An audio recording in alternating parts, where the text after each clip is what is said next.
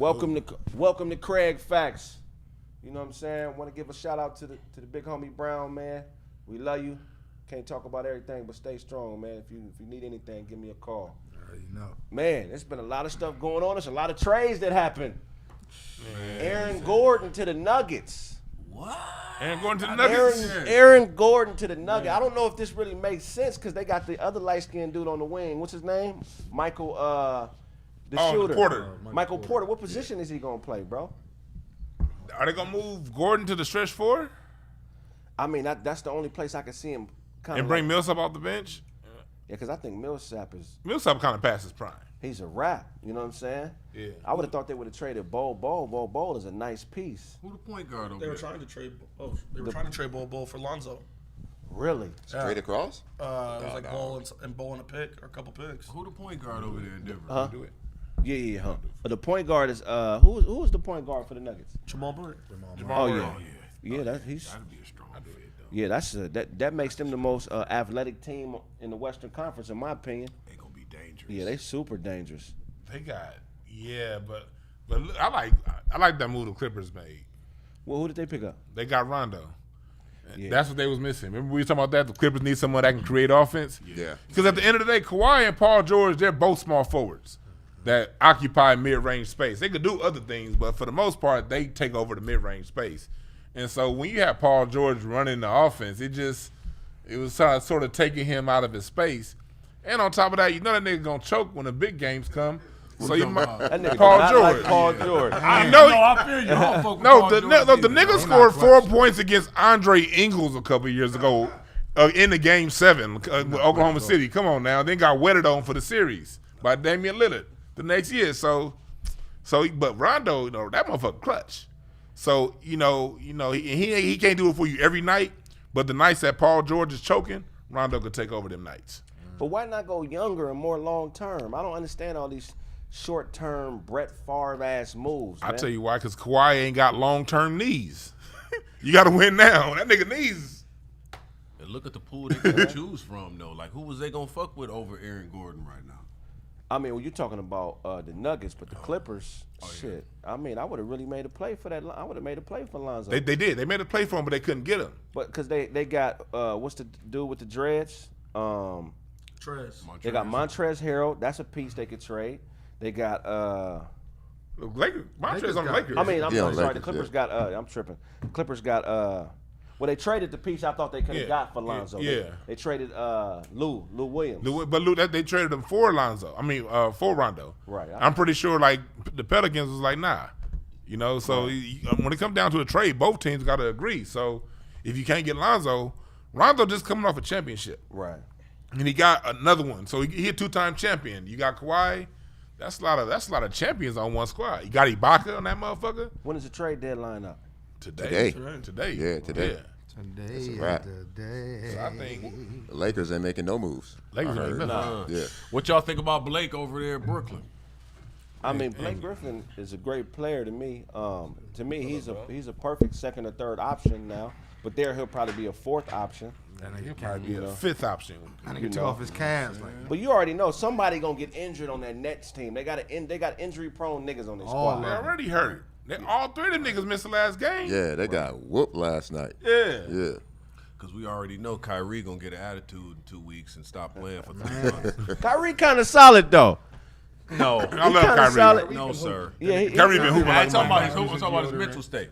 He got a chair for you over there, big Sure, dog. sure, over there. Nah, he ain't. If you could trade your bitch for any bitch, who would you trade her for? I ain't gonna. That's a hell of a crossover, my nigga. That's a point guard for your ass right there. Nigga just crossed over like, change your bitch. And she's watching right now, nigga. Who would it be? 'Cause women always looking to upgrade. They don't tell you that, but when they start complaining about, not spending enough time and, all the stuff that they do when they get unhappy, that's because they looking for an upgrade. You Hell wouldn't, yeah. you wouldn't upgrade your woman for no other woman? Oh, that's a good one, my nigga. I don't know, dog. Nope. This nigga Nope. said- Okay, who would you add as a second wife? If you can have, now we talking. ask one of these single niggas. If y'all niggas, No, but hey, if y'all you niggas can have a if you stepwife. can answer that on camera, that mean your girl is cool though, Oh, shit, right? Regardless. Yeah. Everybody peer pressure in the bullshit. That nigga, he pushed away from the mic on that too. Like, no, dude. Nigga said, fuck a broad, I want a second refrigerator. That'd be my wife. Give me a meat freezer, nigga. Fuck out. Give me a meat freezer. Kraig catfish women. That's Christopher Williams. That's crazy. Hey, but Kraig, real quick, man. Dozie is here, y'all. Yo, man, che Bequeno, man. I'm in the Hey, yeah, What's up with you? What's poppin'? So that we're gonna go into my first subject, bro. This is something that's near and dear to my heart, bro. I feel like if you make more money than your spouse, you should hire them as an employee. So if y'all don't make it, you can fire them and they can collect unemployment. And then you can reap the benefits, tax benefits of a business, you know what I'm saying? Like the same way businesses do when they fire employees, you know what I mean? And That's smart. you know what I mean? Like I'll give you an example. Like my cousin, he got fired from a warehouse job. And he was on unemployment and they retrained him to be a truck driver. You feel what I'm saying? So if you fail in a relationship, if I fire you and you're unemployed, you can get retrained to be a better spouse. You feel what I'm saying? We just firing bitches and sending them back into society to fuck other niggas' minds up. They're not being retrained. You feel what I'm saying? What's the perfect? You saying keep him on the roster? Keep them on the roster. No, just retrain them. Get paid. That's why God invented the slap, to retrain a bitch. We can't slap bitches like they used to, so we put them on unemployment, have them go on CalJobs.com and fill out for what relationship trade that they would like to better improve them as a person. I feel like we would have better, more functional women in society. And I feel like the perfect job to retrain a bitch to do is have her be a truck driver. The bitch gonna be out of your face all the time. She's gonna be out of town. She's gonna have a lot of time to think to herself. You know what I'm saying? And she's gonna learn to be on time. You know what I'm saying? You know what I mean? She's gonna learn how to deliver. Because a lot of these hoes can't deliver. They want to be delivered too, but they don't know how to deliver. What's the perfect job for a raggedy bitch to be retrained into after you fire her? That nigga said raggedy. Okay. Damn, that's a good one, dog. Truck driver, to me, that's like perfect, goddammit. You said they gone 2 weeks at a time. But they ain't Right. banging hoes that be at the truck stop selling head. You might come back in. You ain't getting her back. You talking about lot lizards? She gone. Lot lizards. Them be the. Have you ever seen a lot lizard up close? No, nigga, that grill is fire. The most. I've seen a couple of them. A mouthful of corn nuts, nigga. Them teeth look like. That grill A is mouthful of corn nuts. You can see her tonsils with her mouth closed. They got no front grill, man. Nah, but great meth activity, nigga. But what do you think? They should have relationship. The state should offer relationship training, bro, because a lot of the things that happen in society is because people don't have good conflict resolution strategies. Yep. Shit go wrong, and they just blow shit up. Don't nobody want to work on shit. Like what I noticed with DeJuan, like and his wife is DeJuan is always thinking of ways to include his wife in what he does. I was programmed different. My mom and dad did shit different. Like, they never did shit together. You know what I'm saying? My dad would go, and we'd just be in random backyards. He'd be smoking weed and drinking Budweiser and playing dominoes. And my mom would be at church. It was like they wasn't even together. But when I see this nigga, he's always with his wife. Brandon, the same way. He's always with his wife. How do you get to a point where you comfortable just being with your wife a lot and not being separate? For me, it's different because I generally like being separate. You know what I mean? I love being single. And that shit was dope. I think you niggas complain too much about being single. But like me and my wife, we've been friends since we was 12. Oh, okay. Wow. And then, so like we were just friends. We would just hang out as friends. Right. She knew all the chicks I fucked with back when I was single. Oh, wow. You know, and she knew about them, and she didn't care. And then All two of them. That nigga dated Annie Ann's. hey, Brandon married the first woman that taught him how to put on lotion.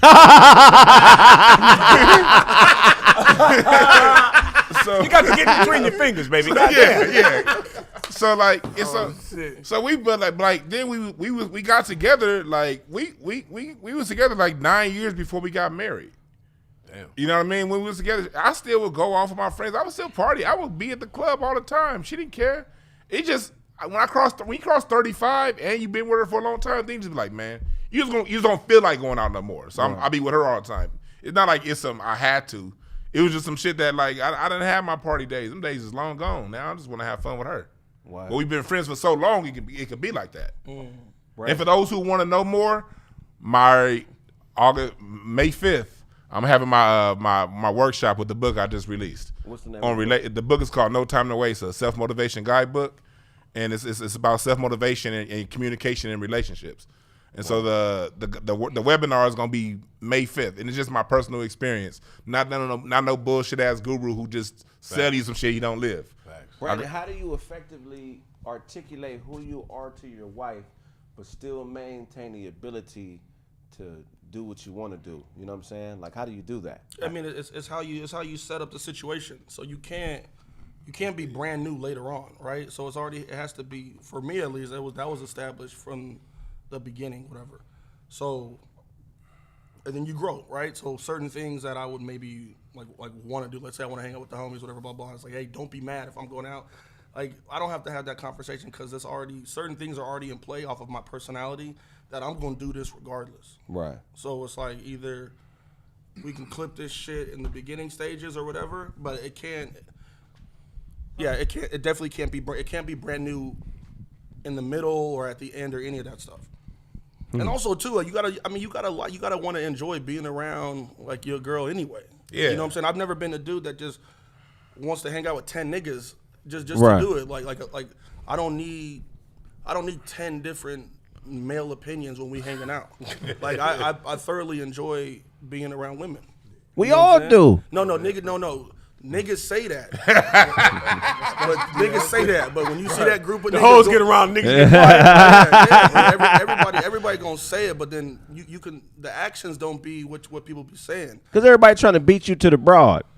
On the low. Charlie gonna get in the inbox. Those gonna write her a letter. Dozie write a letter. Doug gonna try to build her a website. I'm gonna try to shoot her a commercial. This nigga go to the broad. Like, I see you looking at Charlie, but you know this nigga got 5 kids. Right? I stay hating on Charlie. Fuck Charlie. We was in the airport, nigga. He seen me about to bag her broad, and he was like, as soon as I was about to say something, he's like, if I gave you my number, would you call me? I'm like, oh. And the bitch said, yeah. I'm like, you dirty bitch, man. And he didn't even call her, huh? Nah, I ain't call. See? I was just trying. Craig share Acne Foundation with his bitches. That's what they bound off of. Nah, I love being around women, but you know, I had a misnomer that they kind of kill your killer instinct in this entertainment shit.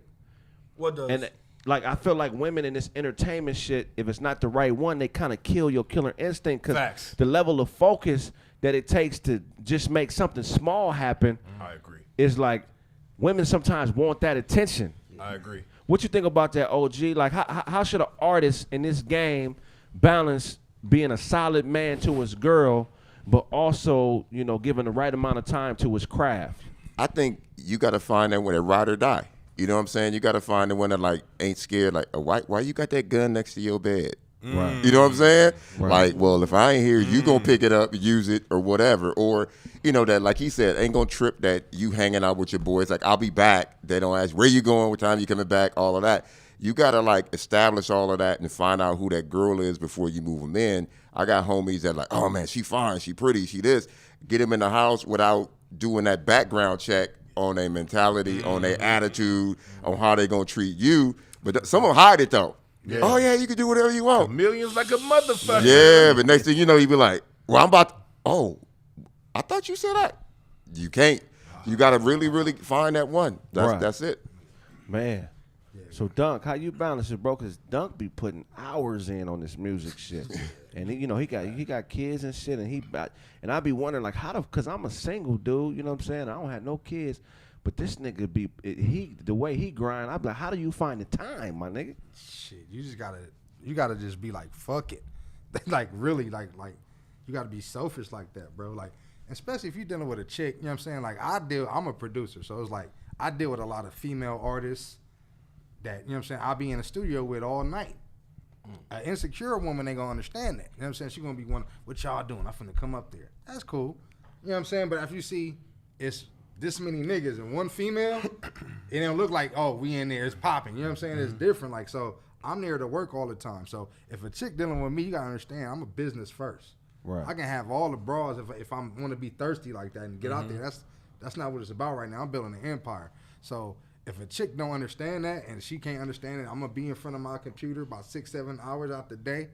You know what I'm saying? I'm gonna be on the phone, texting, sending emails. I'm gonna be working relationships and, you know what I'm saying, going out to have a lunch with you. If you can't understand that and that I will put time aside to you when it's time, we can't fuck with each other. Cause I'm building more than something than just making you happy. I'm making us a future. Right. You know what I'm saying? And once a woman is happy, it's cool. That's cool. But when I'm happy, everybody happy. Right.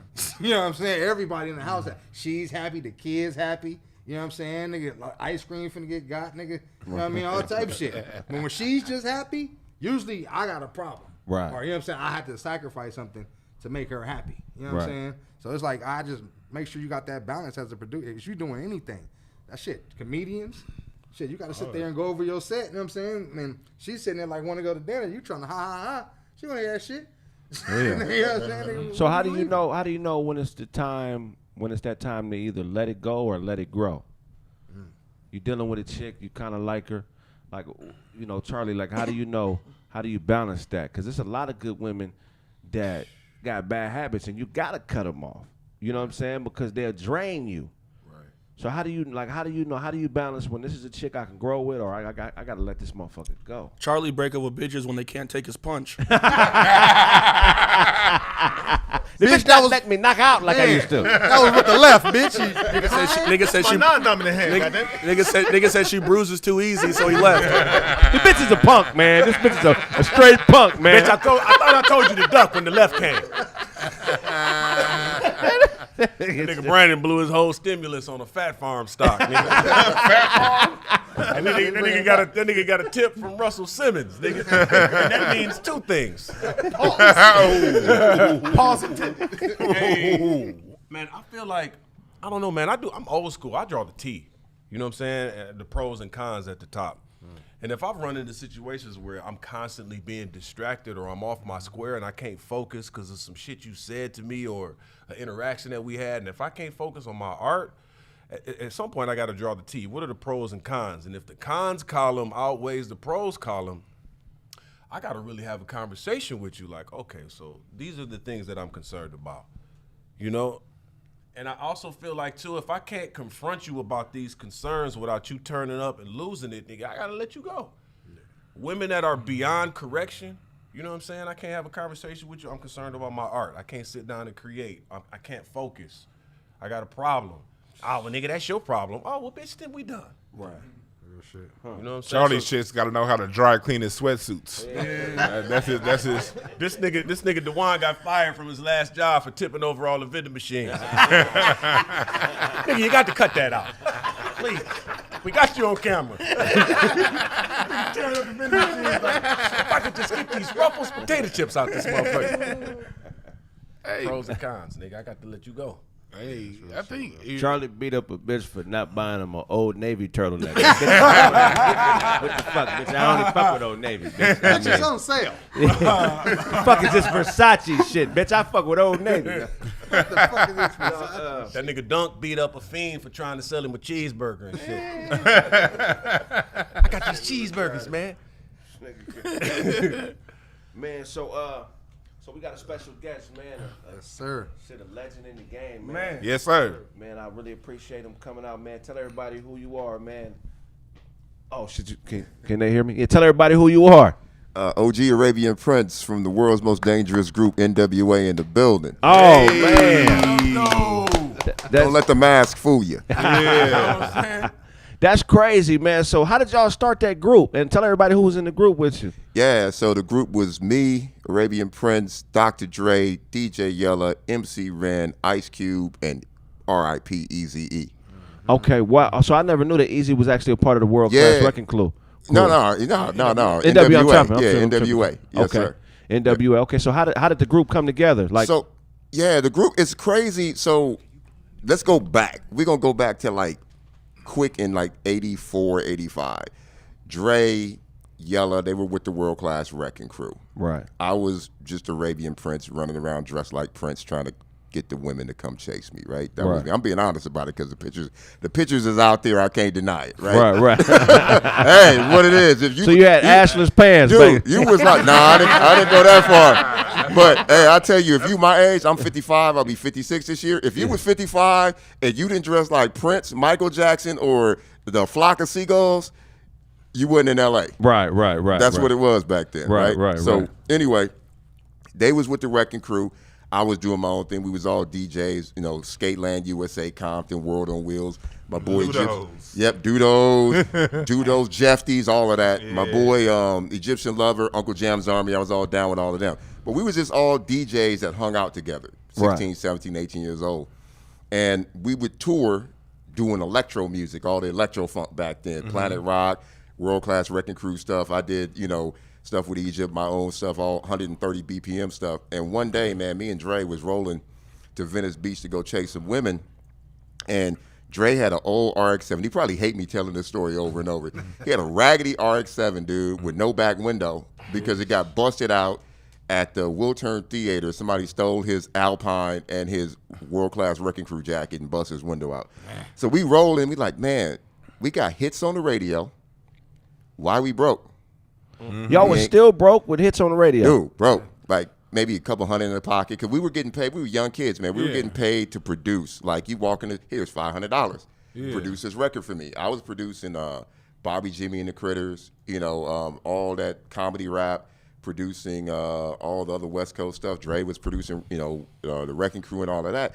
And we was like, man, we got to do more. And then Dre told me, he said, man, I was at the swap meet and bumped into Eazy-E. And everybody knew Eazy. He was a neighborhood pharmaceutical technician at the time. Oh man. Yeah. Oh, Yeah. well, he went to Bryman. Yeah. Yeah, man. Could you imagine Eazy in a nurse's scrub, nigga selling dope? With some loads. Yeah, but that was the cat, man. He was, 5'2", like swole, like looked like he just got out of prison, right? Everybody respected him. He was the only dude that had like custom paint on his cars. So you knew he had money. When you had custom paint on your cars, like the pinstripes and all of that, and he had a custom Suzuki Samurai. Oh wow. That was the shit. Pimped They out, were. like when everybody wanted them. Yeah. And Eazy, and Dre was like, man, I met Eazy. He don't want to do what he doing no more because his boy just got killed. We want to do something else. He said he would fund us producing some new stuff, so we all got together and started working on some music. And then, DJ Yella was in the Wrecking Crew with Dre. That was his homie. MC Ren lived down the street from Eazy. That was his homie. Ice Cube had just got sent away to college to go be an architect in Arizona. Wow. He came back in the summer. We was making records, right? What kind of buildings would Ice Cube Oh, no design? kidding. Living in the yay. Hey, Yeah, in the yay-yays. In the yay-yay condos. yeah. Project. That nigga. Aerial shots of all your buildings are shaped like W's. Man.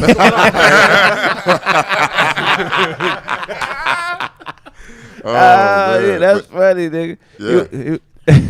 So that's how it kind of came together. We came back in the summer. We was messing around with some stuff, man, and we put this group together. Like it was like almost a super group because even Ice Cube used to be with CIA, Right. with Sir Jinx and somebody else. So we all had records out before, kind of put that together. And because Eazy was so hood, like Eazy was hood. I say honestly, man, I ain't no punk, but Eazy was the one you had to watch. Like Really? we was all like down for our shit. But Eazy was the one, like, we had a concert in Seattle once, and I remember we was getting into it with some fools.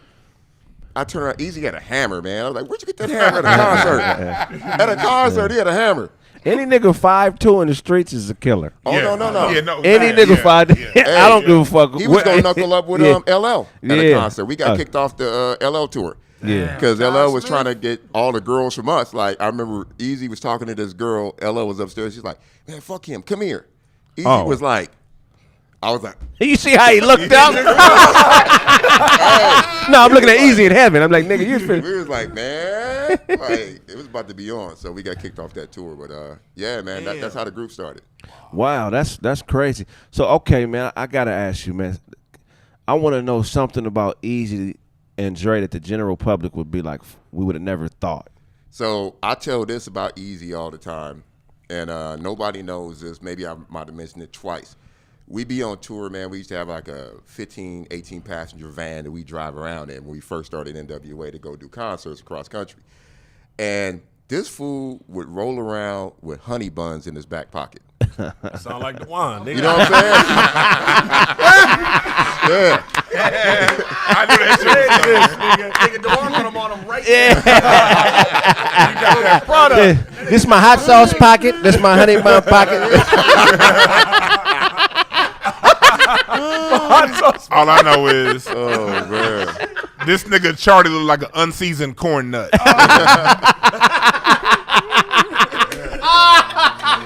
That nigga DeWan stepped on a plate of food getting out the bed this morning. I got spaghetti on my toes again. That nigga said a corn. Hell yeah. Yeah, so that's he used to take like 2 honey buns or 4 honey buns and put 2 in each back pocket. Right. And just leave them there. We be on the road hungry, like, man, let's stop somewhere. He said, nah, man, I'm good. And he putting our honey buns flat. I think he was putting them in his pocket so when he was driving, he could see over the steering wheel. You ain't slick, Easy. We know what you was up to, nigga. Yeah, and then on Dre, man, Dre, that fool was the most focused motherfucker I ever met in the studio. Like 2 days, 3 days straight. Like he would sit there at the console, like be one beat, like a 808 kick, like deep in it. That's why, like even now, it's hard to get him to drop that hit because he's so much of a perfectionist. He OCD with it. Yeah, like overly OCD with it, man, and it still is to this day. You know. I mean, he's Dr. Dre second to none, bro. Oh yeah, Man. Yeah, that it shows. That's the worst thing for a producer, though. yeah, It is. That's a sickness. Like, I didn't had it for a long. I had it before. That's scary. Yeah, we See, don't. he got billions, nigga. I'm not even. Yeah. Shit. Yeah, I tell people though, I teach a music business class, man, at Point Blank Music Academy, like before COVID, and I would always tell the students, like, don't fall in love with your music, fall in love with the business and the paper that comes from your music.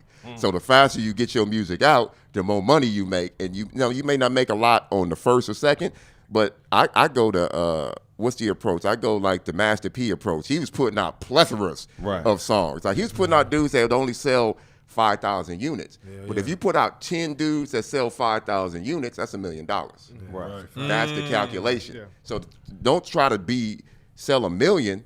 Try to sell a whole bunch of 5 and 10 packs, and then you make the $1 million, and then you grow then from you there. flip it. Yeah. Right, that's real shit. Wow.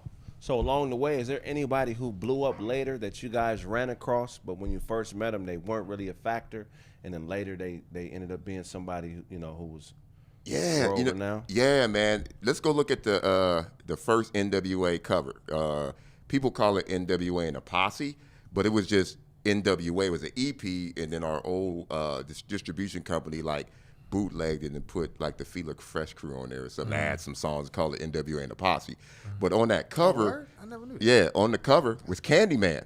Oh, wow. He was just a homie, and he's sitting down in the front like this, and I didn't know boom, that. knocking the boots. That was huge, huge, you know. And Yeah. The boost. So Yeah. and Sir Jinx was Cube's cousin, who went on to produce all of his records, all of the after NWA Ice Cube joints. Was So Dale the funky Homo sapien around at that time? he with- was with around, Cube? but he wasn't down with us. But we would, bump into him at concerts and stuff. Yeah, Okay.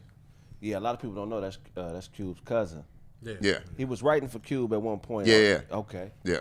Wow. So you were on tour when the whole FBI situation was Yeah. going around. So how was that? Like, how was that environment? Was it was it feds really following you everywhere you guys went? Man, I tell people, feds, police. That's why I left, because all that stuff was going on, and our manager Jerry Heller wasn't paying us right. And I had just got out of another situation, not getting paid. Now we supposed to be gangster rappers now, and we getting punked. Right. So I was always bringing that up. And we would go do a show. I remember we was in, I think it was Nashville, Tennessee. We got off the airplane. Ice-T was with us on that one, I believe. And it was like, looked like the Blues Brothers in the audience. You know, when we get off the airplane, just a bunch of dudes in mounted hats, police. Like, we heard somebody on the plane got a gun. And back then, you remember Ice-T used to roll with that gold chain, had a little bit, the gun was like that big with some gold diamonds on it. Right. That's what they was talking about. So everywhere we went, we were getting sweated. And when we got to Detroit, they told us, you can't sing that song. We're like, whatever. Sang it anyway. But in Detroit, the police was gangs. They was, you know, they wasn't playing in Detroit. So, yeah, that's what happened there. Oh, wow. That's crazy. So what was your main function in the group? Producer. I had all the gear. I'm like I'm a tech guy. I'm still a tech guy to this day.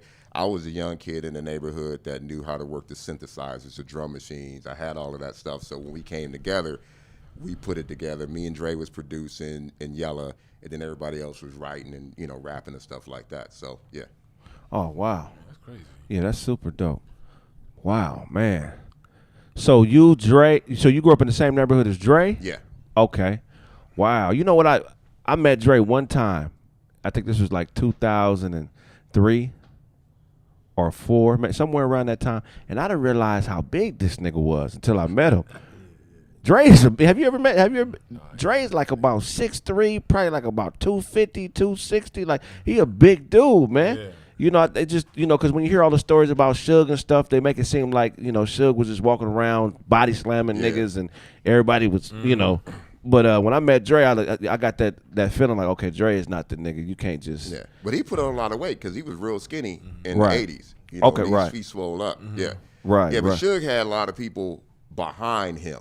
Right. You know what I'm saying? Yeah. And one of the dudes that I always looked up to in Death Row that was, you know, the dude that I thought that you couldn't mess with that was actually down with Dre was RBX. Have you ever seen RBX? Yeah, I'm a big fan. That motherfucker, boy, he scare you when you say hi.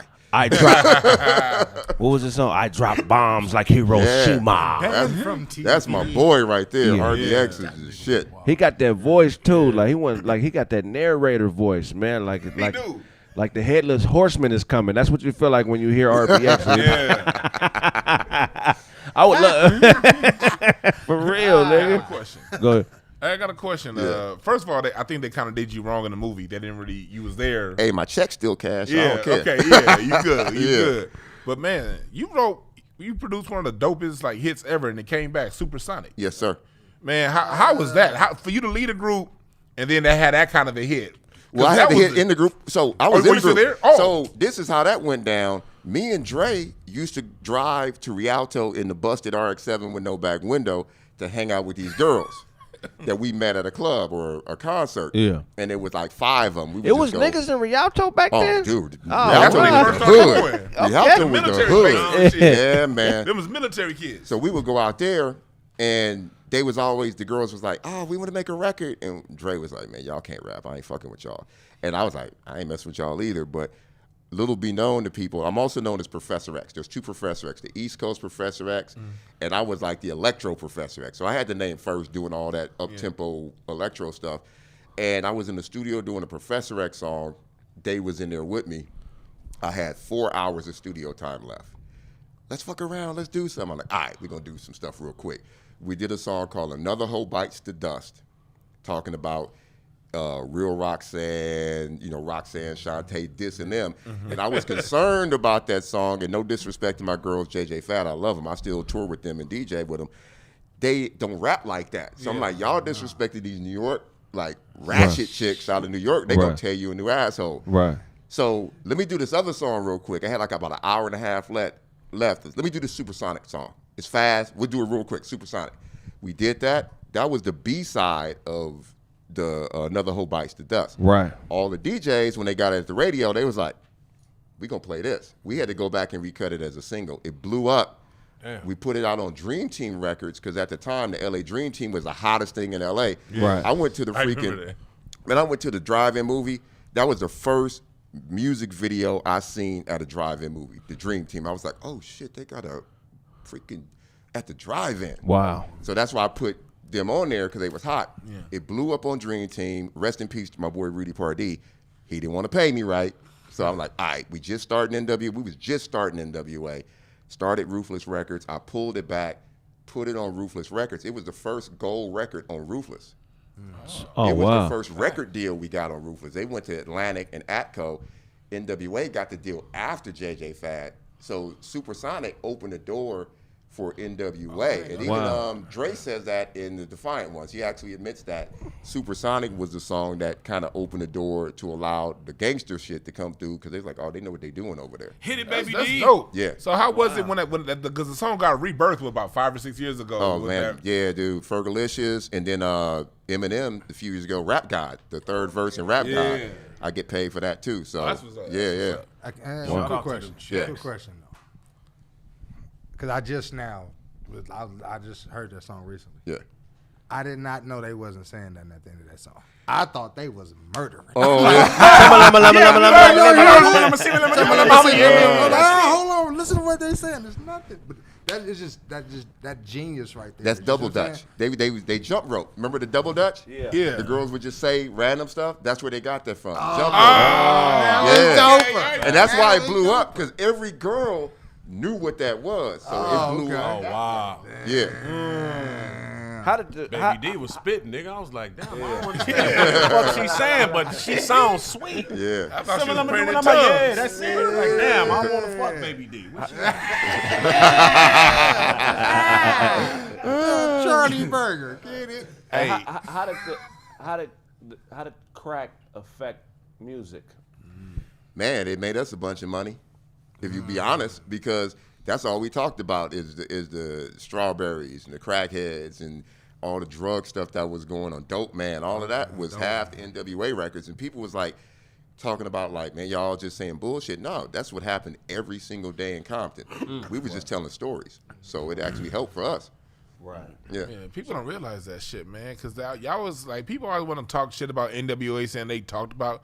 Y'all was just telling stories about what y'all saw. Y'all wasn't saying do crack. Y'all was clowning these motherfuckers. Yeah, I was on the curb every day, dog, because, I'm 16, 17. I made little money on my records coming up. Before that, I had a pager. I had a cell phone in the big box. I had rims on my car. Every day, man, police pulling me over, tearing my shit apart, tearing my speaker box apart. So we talked about that shit. My uncle told me when crack first hit that for like about that first year, the police really didn't know what was going on like that. He told me a story about how one time he got pulled over, they found rocks in his pocket, and they threw like, what is this candy? And threw it on the ground. They was like, where the weed at? Yeah. Like, do you remember that time period? It was just like free fall during that time, right? Yeah, I remember, man, because Easy was the dude in the hood at that time, so he had all of that. And just lines of people all day coming to the house. You know what I'm saying? Coming to the house. And that was true. The police didn't know at first. And then after a while, I think they let it happen because they were like, well, it's going to fuck up the neighborhoods anyway. Right. And I just let it go. Wow. Okay, so who do you give credit for being the first gangster rapper? Is it Ice-T or DJ Quick? Ice-T. Okay. Yeah. Okay. 1,000%. Because Quick came after us. Right. Yeah. But Quick was gang banging on wax though. Yeah. He was saying blood and he was repping his hood. Yeah. Ice-T was he was talking about street gangster shit, but he wasn't really banging like you know. Like NWA, we wasn't banging. We wasn't Bloods or Crips and nothing like that. We was just talking about like stories and shit. Right. But yeah, if you put it that way, it would either be Quick or I'm not sure if Toddy T, because he might have said some shit because Toddy T was crazy too. Ice-T said it was what's the nigga's name? Some making that cream, son. You know what that means. Oh yeah. He said he got that style like from that. You know what I'm saying? Oh really? And plus it evolved fast. Like when Ice-T was coming up, it wasn't like the way the words weren't and throwing out the sets wasn't quite the same as when DJ Quick came like 5 years later. Yeah. It just shit evolved so fast at that time when Ice-T, because Ice-T was at Crenshaw, my mom in the 70s. Right. So it was a different kind of gangster back then. They didn't really. Well, yeah, Ice-T comes from the era when it was all Crips. Yeah, You know pretty what I'm saying? much. 'Cause it wasn't Bloods at first. Yeah. Blood was an identity that was formed to combat the fact that these niggas is going around town thinking they gonna take everything over. Yeah. And we allies, so we Bloods. But Crip was the first gang banging identity. Yeah. For your the era before. It was the era before me, and I'm gonna Right. tell you a quick story that my uncle just told me, man, maybe a month or two ago, because my mom's passed away a while ago, my father. So my uncle's always telling me stories to keep me caught up when I was little. And my uncle that I idolized, I call him Hoggy, he's still living to this day. This fool was crazy. He was a Black Panther. Right. This was before Crips. He went to Centennial, right? He was the dude at Centennial that everybody was scared of. Like, he would come home some days, man, he gave me a jacket, had a bullet hole through the jacket. Oh wow. He said he was hopping the fence and somebody shot at him and it went through the jacket. He said, "Here, you can have this." You know, I remember that as a little kid, right? Right. But anyway, he told me a story. My uncle told me a story about his brother. He says, man, the leader of the Crips, the dude who founded the Crips, I forget his name. Raymond Washington. Yeah, boom. Came to Centennial to recruit. Saw my uncle and was trying to recruit my uncle. My uncle whooped his ass. I'm like, fuck you. You know, this Black Panther, we ain't about black against black. We about, you know, at that time, black against white or whatever. And beat him up. So the dude came back the next day, not to fight my uncle, but to like, hey, man, we still want you. But my uncle never got down with him. So, but that's what kept me out of gangs, though, because my uncle was like, nah, fuck that shit. You play football. You play basketball. You do other shit.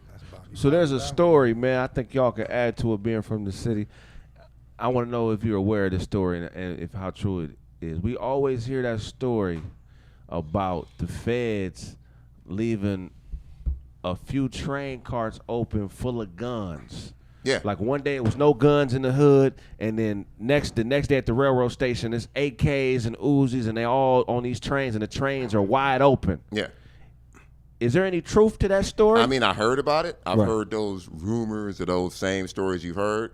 But let's fast forward to today. The same thing happened in Washington, right? They found, what did they find? They found bricks. They found shit just laying around, pallets of stuff. Like, oh, The Antifa shit. yeah. People just leave stuff knowing that us, Yeah, dumbass us, like, oh shit, let's go. You know, yeah. Man. yeah, I wouldn't doubt it. I remember my dad telling me stuff about that. Like, he was already off the streets by then. Right. But he was talking about how, you know, some of the little young niggas that he knew, they would just come up out of nowhere. Like he said, because in his area, only one nigga had a gun. They never use it. Yeah. Right. They beat niggas with chains back then. Right. Yeah. You know what I mean? Chains and bricks. So, oh yeah, like the video. We only got 404 likes. Y'all Oh, that's gotta, crazy. 406. No. We gotta have triple that. Yeah, we need to be at We got 1,000 over likes. 1,000 people up in this motherfucker. Yeah, Y'all better hit come on. like. But yeah, like Pops told me that. Like they had the cats coming in, they had the trains, and another thing they would do is back in the 80s, somebody get arrested. This happened to a cousin of mine. Somebody get arrested, their car get impounded. Next thing you know, that car ended up somewhere in the drive-by. Like, Yeah. But how did that car? Because no, in LA, car culture is real. So Right. cats had distinct cars. You know what I Right, mean? right. But when cats ended up arrested, somehow them cars would end up in drive-bys. Some nigga, you get dropped off in the hood, shit. And a whole nother one. You know what I'm saying? Police was picking niggas up, dropping them off in enemy hood, knowing they was beefing. Or you just shot at Wooten last week. Okay, we know we finna take you over there to the south side. Right. You off over there to the south side hood. Cause I know you just shot at Wooten, so they looking for you. So police doing all type shit back then. Especially with what I heard, like you said, the same thing, like on Alameda with the train. Right, right. That train right there, they say they left them open, and that's how most of, you know what I'm saying, them gangs over there got the burners. Yeah. But you know what I mean? Just as a Compton, being from the hub, you know what I'm saying? Y'all were like superheroes to me, because my uncles used to bang that shit a day. Yeah. You know what I'm saying? Like, because y'all was saying Compton, so that's all they were like, man, yeah, I used to go to school with him. You know what I'm saying? My uncle name was Andre, so he used to say, that's me, Doc. I used to think that nigga was really Dr. Dre. Really, that nigga should be lying. Like, he used to be rapping that shit. Like, he sound just like that nigga. And when It wasn't Dr. Dre though. That was fuck you, Uncle Andre. You fucked me up. And I was like, for real though. So I just want to think because that's big for us. You know what I'm saying? Like y'all, that was real. You know what I'm saying? Yeah. Y'all was telling what was actually happening. Yeah. And because I remember going to family reunions down in Texas, and they was talking about, man, why do people in LA always talking about that? People don't understand that shit hit here first and then got spread. Yeah. So y'all were basically giving a warning to the rest of the nation what was coming. Yeah, because, and what helped us, the government helped us. because we was in Texas doing a show and sitting in a hotel room and turned on the news, and Tipper Gore and some other people that got a bunch of NWA records, and they was burning them and bulldozing them. And everybody's like, what do you guys think about that? I was like, well, they got to buy some more. Yeah, go ahead, tear them up. The kids gonna go get another one.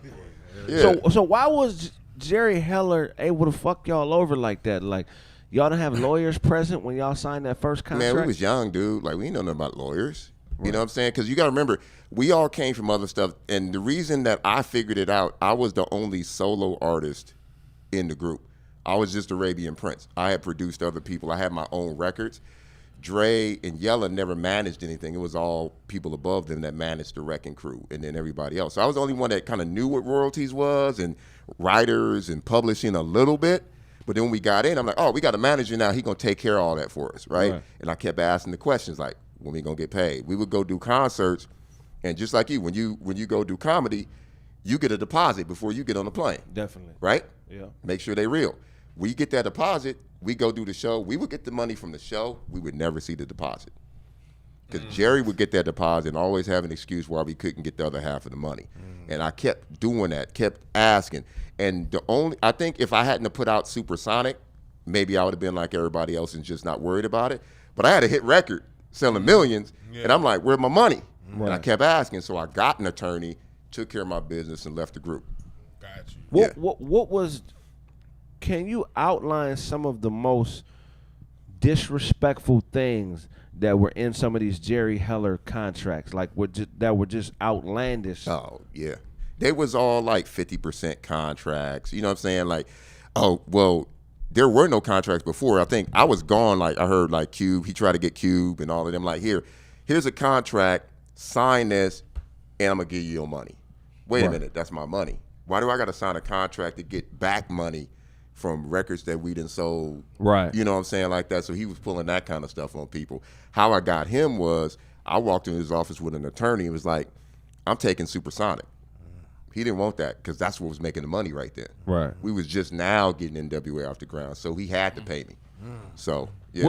Was Jerry Heller sending people at people? Like, nah, he wasn't doing that. He had some people behind him, but he was scared of Easy, so that's why he befriended Easy. It was that Cadillac record thing, like, you know, divide and conquer. Right. He friended Easy, but Easy wasn't the problem because Easy was in the streets. He didn't care. He's like, man, just talk to Jerry. Every time he asked for money, man, just talk to Jerry. Yeah. He was chasing women. Right. So that's what it was. We had no protection, you know. Yeah. Wow. That's crazy. So how do you know when? So how do you know when? How do you tell an artist to know or recognize when it's time to walk away from a bad contract? Man, first thing I tell people, don't go into a contract without knowing what's in that contract. You know, one word I tell everybody, in perpetuity. If you see that, run. Right. That means forever. You know, we young. We didn't know what perpetuity meant. Right. It's like, oh, yeah, say here you're going to get this amount of money. All right, cool. Like, perpetuity mean I get your shit forever. Nah, that can't happen. So that's the thing. And also, I recognize that word from a situation I had a few years ago. See? There you go. But yeah. Wow. That's it. And also the other thing is never get an attorney that's down with the record company. Facts. Because that's what was happening is they was bringing, we got your attorneys. We got your people handling all your, don't worry about it. We take care of everything.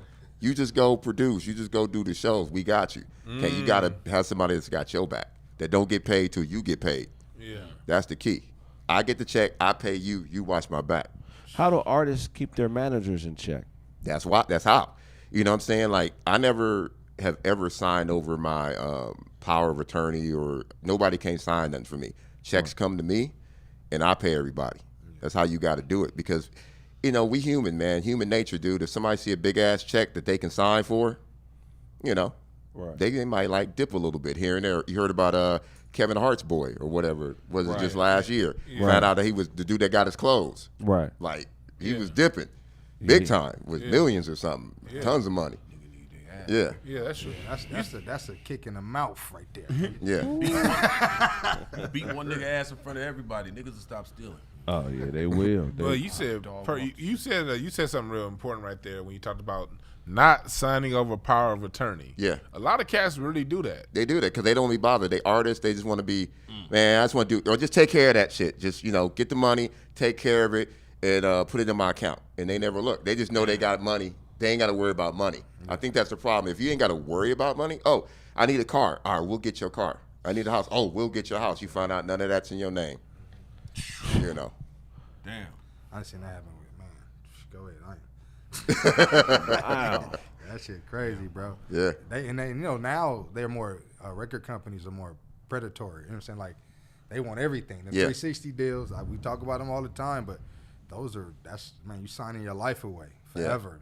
Like pretty much those are in perpetuity too. Like all those.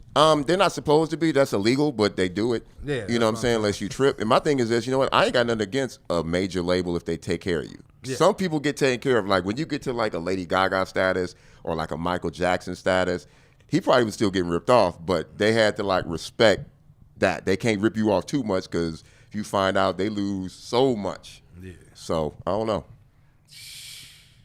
I mean, how do you get to that status though? Because I feel like it's luck It is. to get to a Michael Jackson, Lady Gaga, James Brown, Elvis level is like. That hard work though, like even like James Brown was putting in work, bro. Yeah. Michael Jackson put in work, so it's like if you going to put in that work, you're gonna be there. Like it shows, like who not, like because talent will take you so far, but you gotta that other 60% is gonna be that shit you hear the Just legends. like Dre, like you talk about Dre, Yeah. work, like hard work.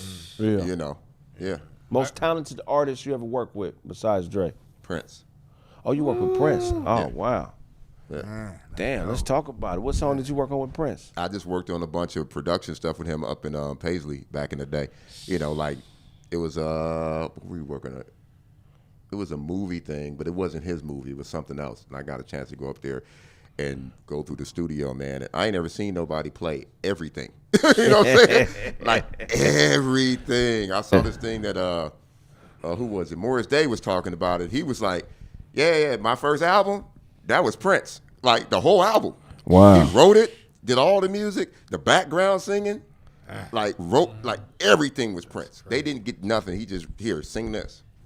Wow, that's crazy. Yeah. Well, what kind of guy was Prince? Was he really intense or was he laid back? Like, That how dude was he in was the the studio? funniest dude I ever met. Really? Yeah, and I met him on 2 separate occasions. I met him as a little kid. My father used to have a talk radio show at K-Ace Radio back in the day. Oh, yeah, in the yeah, hood. yeah. And Prince came up there for an interview. And I saw him. He was playing basketball outside in the parking lot. A big-ass afro. And that's when I first met him. I didn't know who he was back then, but then I saw him later. But, yeah, he's funny, dude. Like, if you ever see his later movies, like Under the Cherry Moon or Graffiti Bridge, that, like, the personality of Morris Day is really Prince. Oh, wow. That's how he is. Okay. He's a jokester, like, Yeah. yeah. Oh, wow. That was all I act, all that mysterious stuff. You think the record labels had Prince killed? Nah, I just think that was just a mistake, bad mistake. Painkillers take you out. I heard he got the wrong ones. But you never know. Somebody might have taken him out for that money because, I don't know. Shit happens. People get killed for a 6-pack. Man. I heard Morris Day and Prince was really like they had like a little beef, not like a beef, but it was like a little small. That's what I saw because same thing. Prince wrote everything, so he owned everything. He owned the publishing. So imagine singing on a record that you don't get paid from, really. Right. And that's what happens even to this day. A lot of the people who have hit records that you think are paid, they just a singer. Yeah. They get paid on the road. They don't get paid off the publishing or the writers or the royalties. That's Yeah. crazy. Yeah, Crazy. I don't know if I can handle it, man. Yeah. To be, nah, man. Yeah. It's a hard thing to do. That's why it's like when this show shit shut down for the COVID, that was a problem for a lot of artists. You know what I mean? Like not being able to go out there and actually perform and get paid for shows because they're not seeing nothing from the record. You know what I'm saying, themselves, and niggas got these huge hits out like Drake with the Laugh Now, Cry Later shit. That was one of the biggest hits of 2020. Right. But he just imagine how much money he would have got if he could have hit the the road with that song. You know what I'm saying? He was Yeah. So he probably missed like 20, 30 million. More just than on singing. more than that. Oh, yeah, well, because I'm sorry. Drake made. I know Drake shows. He was pulling in like minimum 8 to 10 a show. Meal tickets a show. What? Easy. What we doing? Because he was doing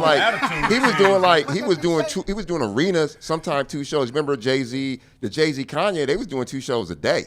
Yeah. That's crazy. And you talking about 20,000 seats. Yeah. And the cheapest ticket is $89. That's the cheapest ticket. Drake did the Staples Center too. Yeah. Hold on. I was watching this interview with Alexander O'Neal, and he said he got kicked out of one of the groups because Prince said he wasn't fucking with dark-skinned niggas. He said that nigga was ugly. He said that nigga was ugly. Said nigga was ugly. Kick that nigga out the group, dog.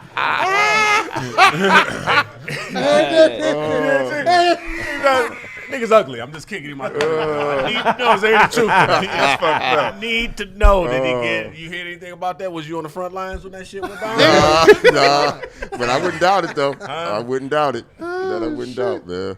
Yeah, you ain't pretty enough. You ain't pretty enough. Yeah. What about you think this nigga Brandon would be in the group? Or what? Nigga got an Alexander O'Neal face. Nigga, Saturday love. Who let the dog in the group, man? Trying to get this black ugly nigga out the group. I don't like this nigga. Brandon look like Deacon Jones.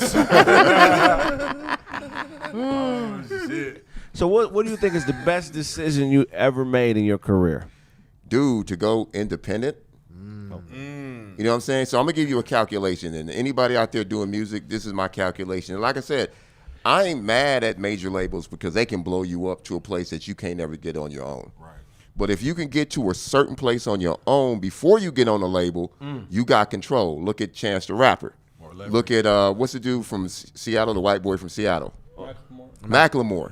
You know, independent, millions. Boom, all them. Even, what's the homeboy? Not Mac Dre, Nipsey, but who's the one? Tech Nine. Tech Nine. Yeah. Tech Nine make millions a year.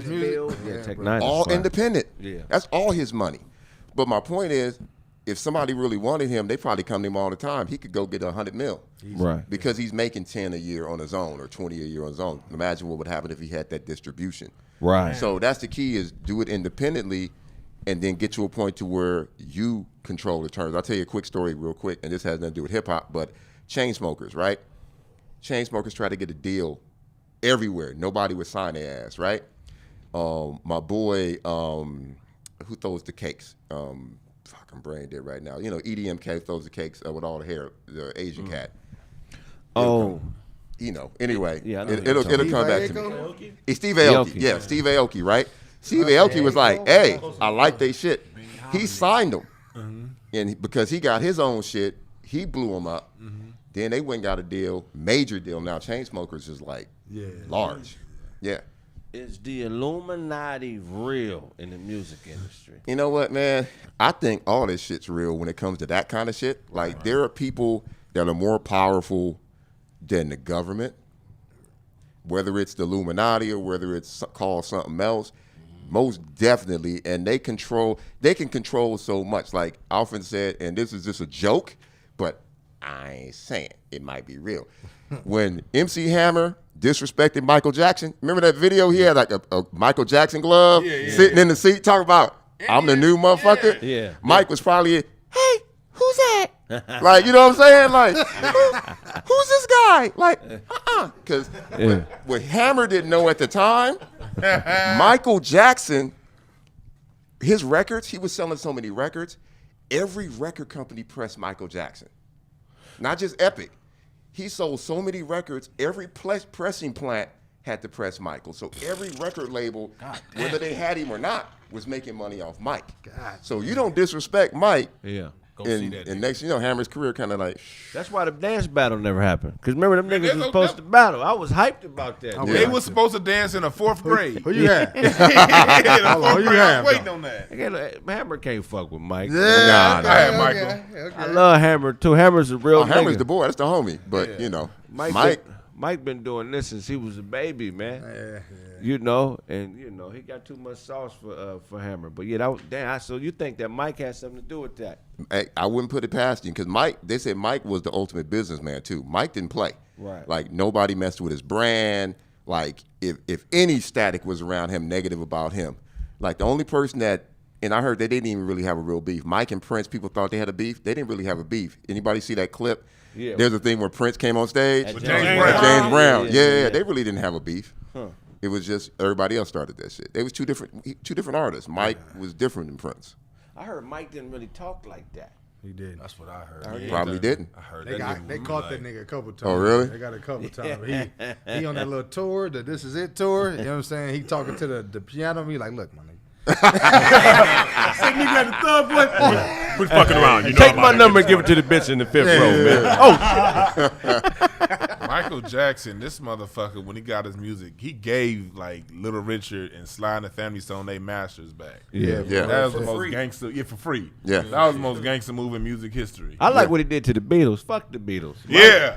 Mike Paul went McCartney? in on the Beatles. Oh, man. yeah. Didn't he own they? Own they shit. Shit. But he was clowning with it too. He was Yep. doing disrespectful shit to him, right? Yep. Because they was trying to buy it back. He wouldn't sell it back to him. Because Nigga send him a video that of him song pissing on with that. They did that song with Paul McCartney in the hopes. Paul McCartney thought that was is that the Thriller album? The one they did Black and White? They did The two. Boys Mind, the Girls Mind. The Girls Mind, that was Thriller. Okay, Yeah. that was Thriller. And Okay, then Say, he Say, did Say. that song thinking that if I get in, you know what I'm saying, we probably can get the nigga. Mike was like, no, it's never gonna happen. Good, yeah, because Michael, like Paul McCartney was talking about, he didn't know my masters are coming up. Michael was like, oh, yeah, they're coming up for sale?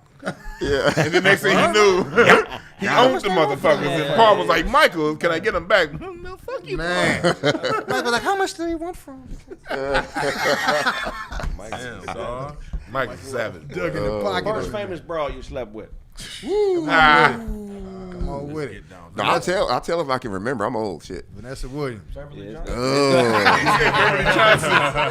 You know what? I ain't never really messed with no famous ones. Nah. You know what? I was like, I told you, man, I grew up, I had that Prince mentality, man. I was mysterious. Nigga said I was mysterious. Hell yeah.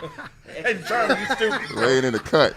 That's dope shit though. I wanted to ask you what's your most memorable experience on the road. I heard them tour dates was off the chain, man, on the road. Like, what's your most memorable experience being out there on that road? Yeah, man. Besides all the girls, man, like motherfuckers kind of hated me because I was the one that saved us from getting like locked up for life. Some of that shit we was doing on the tour buses.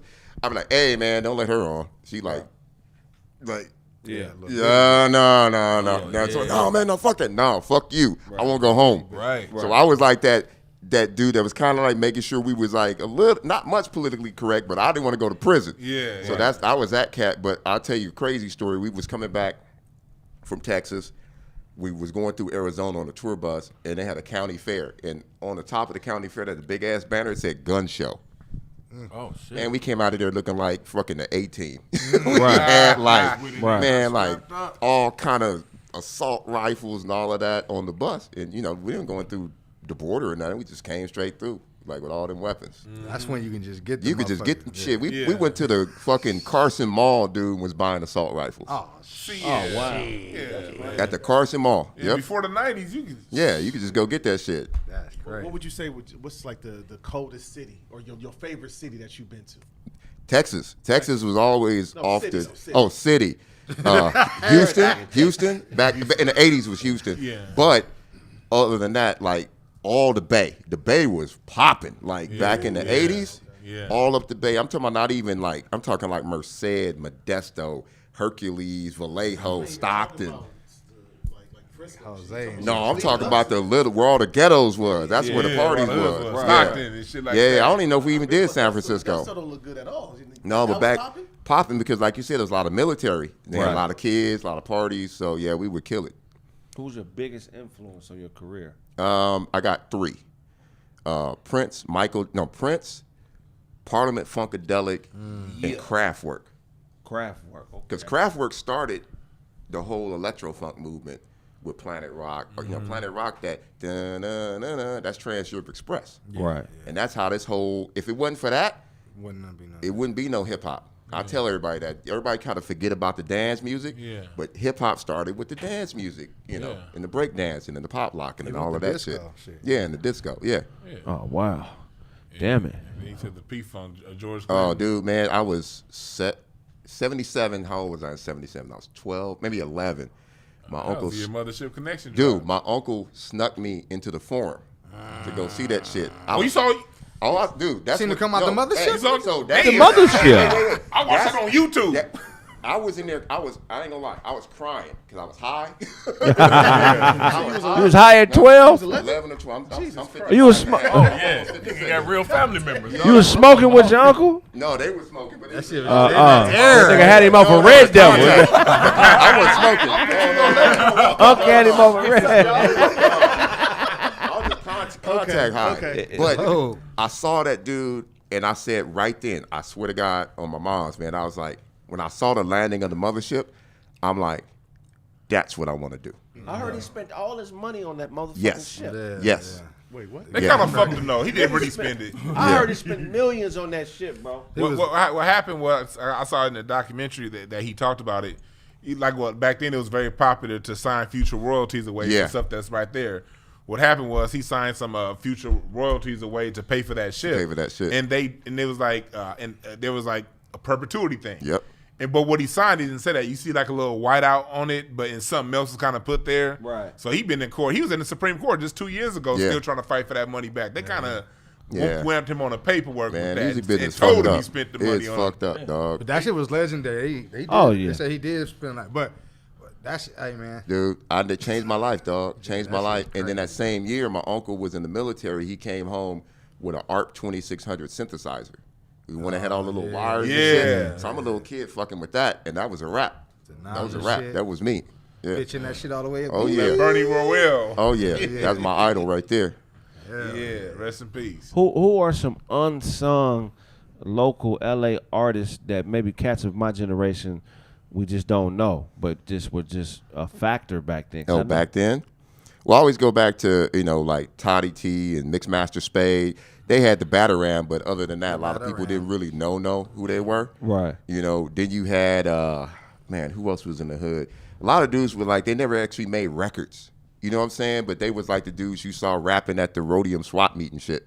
Right. Or they come up to you. Yeah. We'll go over to like, World on Wheels or Skateland, and you see fools like roll through there. You know who I give a lot of dap to, man, is my boy, oh my God, the other T, Tila Rock. Tila Rock. Yeah. Yeah. So I heard that name, but I never heard the music. Yeah. So, it's a lot of cats, man. Joe Cooley is a DJ. Joe Cooley, I know that name. Motherfucker fire. Still Aladdin fire too, to this right? day. Radio too. Aladdin? DJ Aladdin, that's another one. Right. I just saw him about maybe a year, last year. He came back. He started DJing again. Oh, Because wow. he had gone to prison for a minute. Okay. Yeah. Oh, wow. Yeah, but Aladdin, that's another motherfucker. Dang, Yeah. man. That's some wild. Oh, and then I got to give it up to Ice-T's boys like Evil E and Henry G. Hen G and Evil E that was down with Ice. Them motherfuckers is fire too. Heck Yeah. You still got the videos from before, so we can go to a quick break? Or you? Yeah, you should have about 10 minutes worth. We're going to go on a quick 10-minute break. Yeah, just play those all back to back. All right, we're going to go on a quick 10-minute break. When we get back, more with the legend. Yes, sir.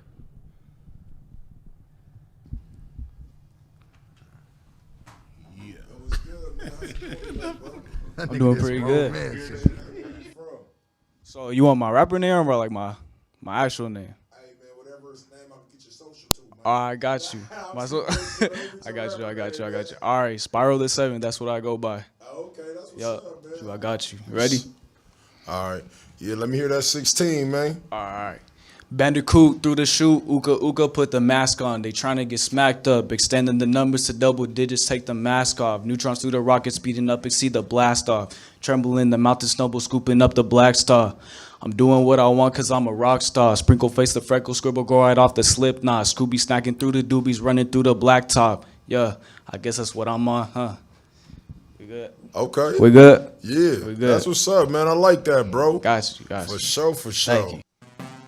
Ooh, yeah. Ooh, yeah. Hey. yeah. I see the dogs, they gon' run from me. See that nigga, they gon' run from me. I pull up with bags, I got dumb money. Pull up with your bank, they gon' run from me. They gon' run from me.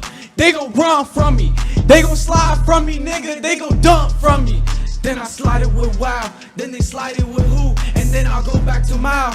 Then I go back to Crew. And then I start a Kahoot. They try to answer my wish. They try to answer they wish. I see a demon in this. They try to pull up with Wish. I got a hoe like this. I got a hoe like that. I got a big old wrist. They try to ride with me lit. Ride with me, let they try to ride with me. I be pulling up with bricks, they got the sticks with me. I got the ride, homie. They got the slide, homie. They tryna run from me. They gon' run from me. Ay, they gon' run from me. Ay, they gon' run from me. Ay, they gon' run from me. They gon' run from me. I pull up with big bags, I got big money. They gon' come at me like I'm really drumming with it. They go, damn, my fucking throat hurt. Hey, I love you, grandma. Hey, oh, they gon' look like, hey, oh, they gon' look like Legos. I let go, I let go. Hey, oh. They got stanks, they got bangs, they got rain. Shoot it like some pain. I put it like some gang. They put it with my gang. They put it with their gang. I got brains with the stain.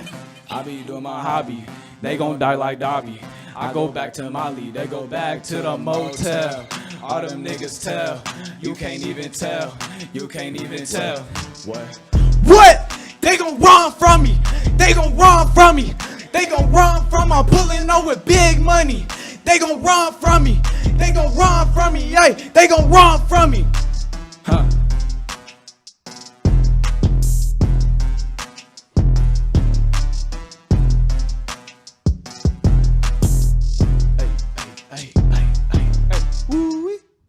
Hey man, that's what's up, man. I like that shit, man.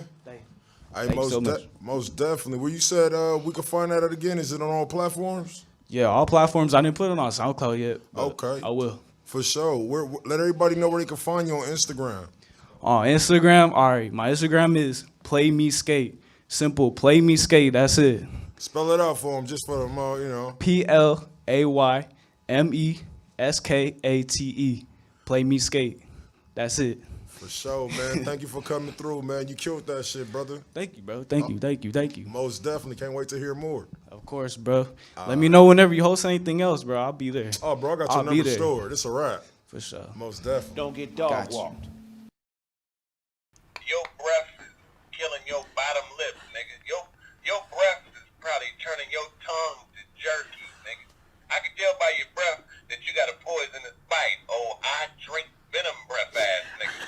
In animals, your breath means fuck you. If you blew into a saxophone, green smoke would come out the other end. Your breath could melt the ink on a peace treaty. But we had an agreement, but now that he breathed on the contract, everybody got to die. If you don't get your big head ass the fuck out my face, man, either you got a big head or a small haircut, nigga. Which one is it? When you die, God gonna have to hire a construction company to build your halo. You can't even yawn without falling backwards, you big head nigga. Look, when you feeling down on yourself, the doctor gonna have to put an ACL in your neck so you can hold your head up. Nigga, if you slept on a brick pillow, it'll be sand by the morning time.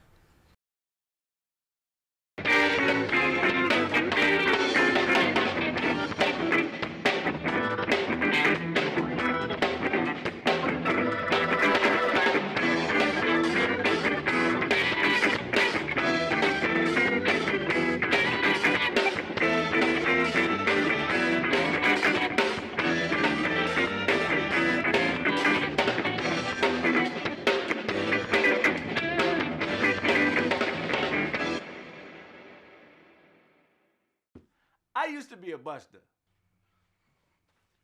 What is going on?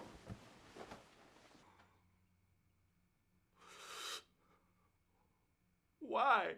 Hey man, I'm one of your wife and your lady's oldest customers. I'm the one that got you the toaster and the air fryer. Remember that? That was me. Oh, man, I thought we was getting robbed. Man, lay back down. We'll finish this in a minute. Man, will you stop crying? Stop crying. Man, he's a buster. Don't worry about him. Don't worry. We good. Man, this dude is a buster. Baby. God, always crying. You freaking buster, man. Until I purchase Kraig Smith's merchandise. Oh, wow. No. Lay back down, baby. It's okay. I'm going to tuck you back in. You tucked in. Hey, bro, it's all good, bro. Sometimes you got to love more than love yours better. Just use these, bro. That's all I'm asking. Use those, man. I can't believe, it's cool. I mean, I expected it because that's what happened. Just do me a favor. I need you to make more appointments. Yeah, we're looking at getting some type of residual income. I'm not cool with you every once in a while paying, we need you paying every week, man. But other than that, have a great time. No, baby, stay in bed with him, baby. It's okay. Y'all good. Baby, both of y'all are okay. Y'all do y'all thing with him. I'll just be waiting. Let me know when y'all finish, man. I got a roast button. I got the TheeKraigSmith t-shirts. And I also got the Get It From God t-shirts. So, hey, watch and subscribe. Ain't that right, ladies? That's right. Yeah, watch and subscribe. Right, subscribe. Right. Look, it's TheeKraigSmith, T-H-E-E. Watch and subscribe to all my stuff. Purchase the merch. I do appreciate your support. And I promise more funny, weird, and abstract humor. Ain't that right, ladies? That's right. Yeah, right. My man is a dirty dog. A dirty dog? Oh, yeah, that's it right there. Ooh, yeah, your dog is dirty. Ew. You know what? I know who we can call. Who? Code Red Carpet Cleaning. Who is that? Oh, look, watch this. Code Red, Code Red, Code Red. See? Wait a minute. I know you. I've cleaned your carpet before. Mm-hmm. Okay. Hi. I know what that spot is from. That's either from a dog or from a man. Oh, that's her man's. Nasty. Yeah, it needs to be taken care of ASAP. Don't worry, though. I know how to clean carpet. I was born this way. You were born this way? I was born this way. Hey, you guys, this is Chantel with Code Red Carpet Cleaning. If you need your furniture, tile, carpet, or anything clean, click the link in the bio or call 747-234-6224. Support black business.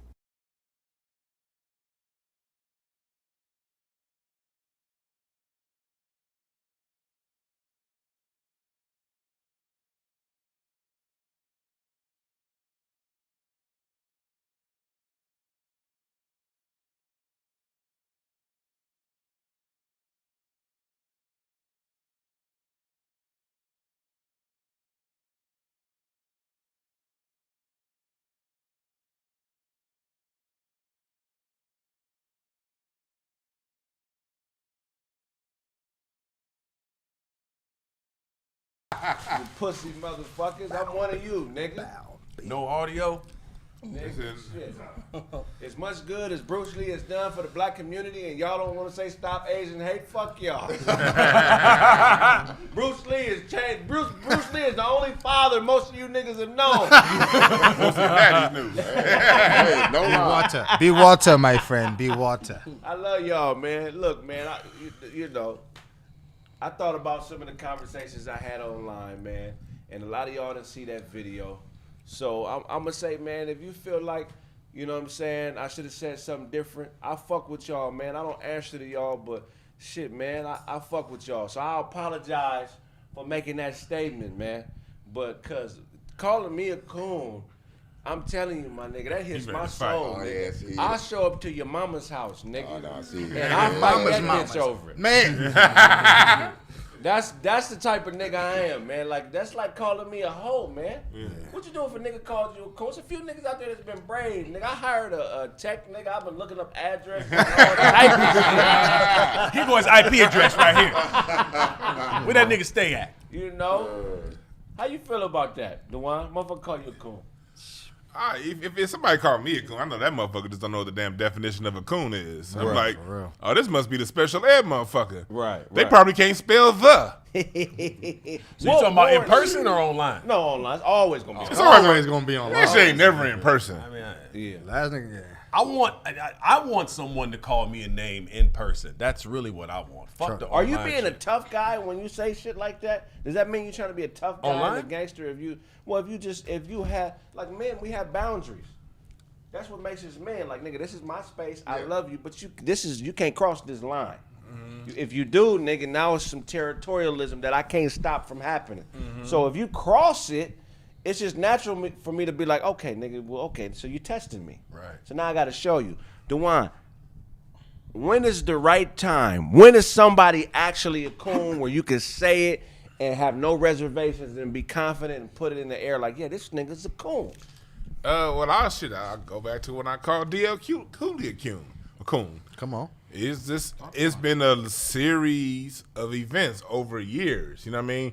And you don't necessarily need years of time, but if you see them overtly speaking against the greater interests of black people time and time again, like, I don't mind. Everybody ain't political. Like, I don't get up. Some people want to call people coons just because they're not political. Right. Or they don't feel like saying something. Or they may say the wrong thing once or twice every now and again. I leave that alone. Everybody ain't political like me. I get that. You know, you got to have respect for everybody's lane. But when you see them doing like Larry Elder, when you see them doing like the shit Stephen A. Smith do, when every time we got some momentum on our side, they want to come out and just speak against the greater interests of society, that's when you call them out, because every group has a punishment mechanism for those who betray the group. Right. But they try to make black people feel crazy for enforcing the punishment mechanism for those who betray the group. Right. You know what I mean? That boy, what's that? That dude that defended OJ, 2 of his lawyers got disbarred. Right. After a certain amount of time, and they came up with some bogus stuff. But really, what it was you got this nigga off. You broke code. Right. So every group has a code of conduct that they enforce. So for us, since we, just like what you said, we don't have one. Since we just trying to get one, it's people just jumping all over the place with just throwing stuff out there because a nigga saw Hidden Colors 2 weeks ago. Now all of a sudden they the authority on what's a coon and what's not. You gotta let people. You gotta look at what people's protracted. You know, you gotta look at them over a protracted amount of time and see what they give versus their criticism. So what do you say to people who try to establish our code through religion, like Christianity or Hebrew Israelites or some of our Muslim brothers? So we love them all, but they try to think that our code is something that is established through religion, because white supremacists, they separate church and state. Yeah. White supremacy is their religion. Yeah. So what do you say to black people who think that it has to have a religious filter? You crazy the motherfucker. We tried that already. Right. Like back when we had a code before we was going through all this bullshit, we didn't have no religion either. Right. All our problems came when the religions came. Right. So if you're trying to push it through religion, I just say respectfully sit your ass down. And if you want to be in the religion, be about your religion. I ain't got no problem with people in the religion. Right. But the whole point of your religion is for you to become the best person you can be. Right. It ain't for you to go around telling other people what they need to do and enforcing some racial code. No, you get your spirituality and get it on and do what the fuck you do, but don't try to put them together. Right. That shit don't work. Right. So would you consider the law, like the actual law, Constitution, local law, local government, all the things that are written, that are tangible, that are binding, would you consider those things the code, the white supremacist code? Well, no, those are the laws. It's not necessarily their code. Their code of conduct is unwritten. It's been taught started getting taught in the 1690s when they had those quote unquote burning the witches at the stake. They would also burn people who were sympathetic and help black people out with stuff. Right. They would put it in through violence. Right. It was sort of a thing where you did have laws, like you did have your slave codes. You did have like a certain set of laws that was more everybody knew. The primary code of white supremacy is, even though we had these laws is for the nigga population. Like you see all these people walking around open carry. Try to be black. There are laws that say you can openly carry. Right. But try to be black and openly carry in some of these places. Right. And go into Walmart like some of these other motherfuckers, that law don't apply to your black ass. Right. So in Arizona. Yeah, Arizona, places like that. So yeah, it's kind of a blend of law and unwritten law. Yeah. Okay, so here's a question. You make mistakes. We all make mistakes, and sometimes our ego gets in the way, right? And we don't want to apologize or we don't want to take a certain course course, because we, our ego. Is asking for forgiveness after you make a mistake, is that submitting? Can you show remorse without submitting? Asking for forgiveness, most of the time is bullshit. Real spit. Most of the time is bullshit. Like that lady that Karen that wouldn't put a mask on the other day, and she had her baby right there. She came out today like, no, I'm not going to ask for no apology, and I respect that. Right. Because most apologies are fake. A true apology is backed up. A true apology is backed up with some sort of restorative justice. Right. If you're not willing to pay a reparation, that's why when you have a traffic ticket, they don't just give you a traffic ticket and say walk away. No, nigga, you got to pay a fine. Right. And that's when it's fine. Right. So if it ain't an apology without restorative justice, it ain't no goddamn apology. So yeah, you are kind of submitting because you kind of just trying to, you trying to kind of weasel your way kind of back in and get and equalize things without paying up. So you kind of submit. Right. If it's just words. Well, I was thinking about that recently, and I think a lot of people don't understand the difference between being sorry for something and having remorse, right? I feel like when you have remorse, it's your issue. But when you feel sorry for somebody, it's their issue. You feel what I'm saying? And a lot of times we're sorry for shit that we should just have remorse for. You know what I mean? Like if I cheat on my bitch, I'm not sorry for cheating on my bitch because it's not her issue. I have remorse. I feel bad that I made a bad decision. But if we're operating as humans on an optimal level, we have to be able to compartmentalize the difference between what I did and what was bad for me in my decision making. Right. And even though it affects you, it's not something that should affect you. You know what I'm saying? The example that I would give is this. Like, hold on, this shit always. Wait. Huh? We not gonna breeze over that. So you trying to say you cheating on your woman shouldn't affect? You shouldn't be sorry for that. You should have remorse. Oh no, but you said just now like it shouldn't affect her though.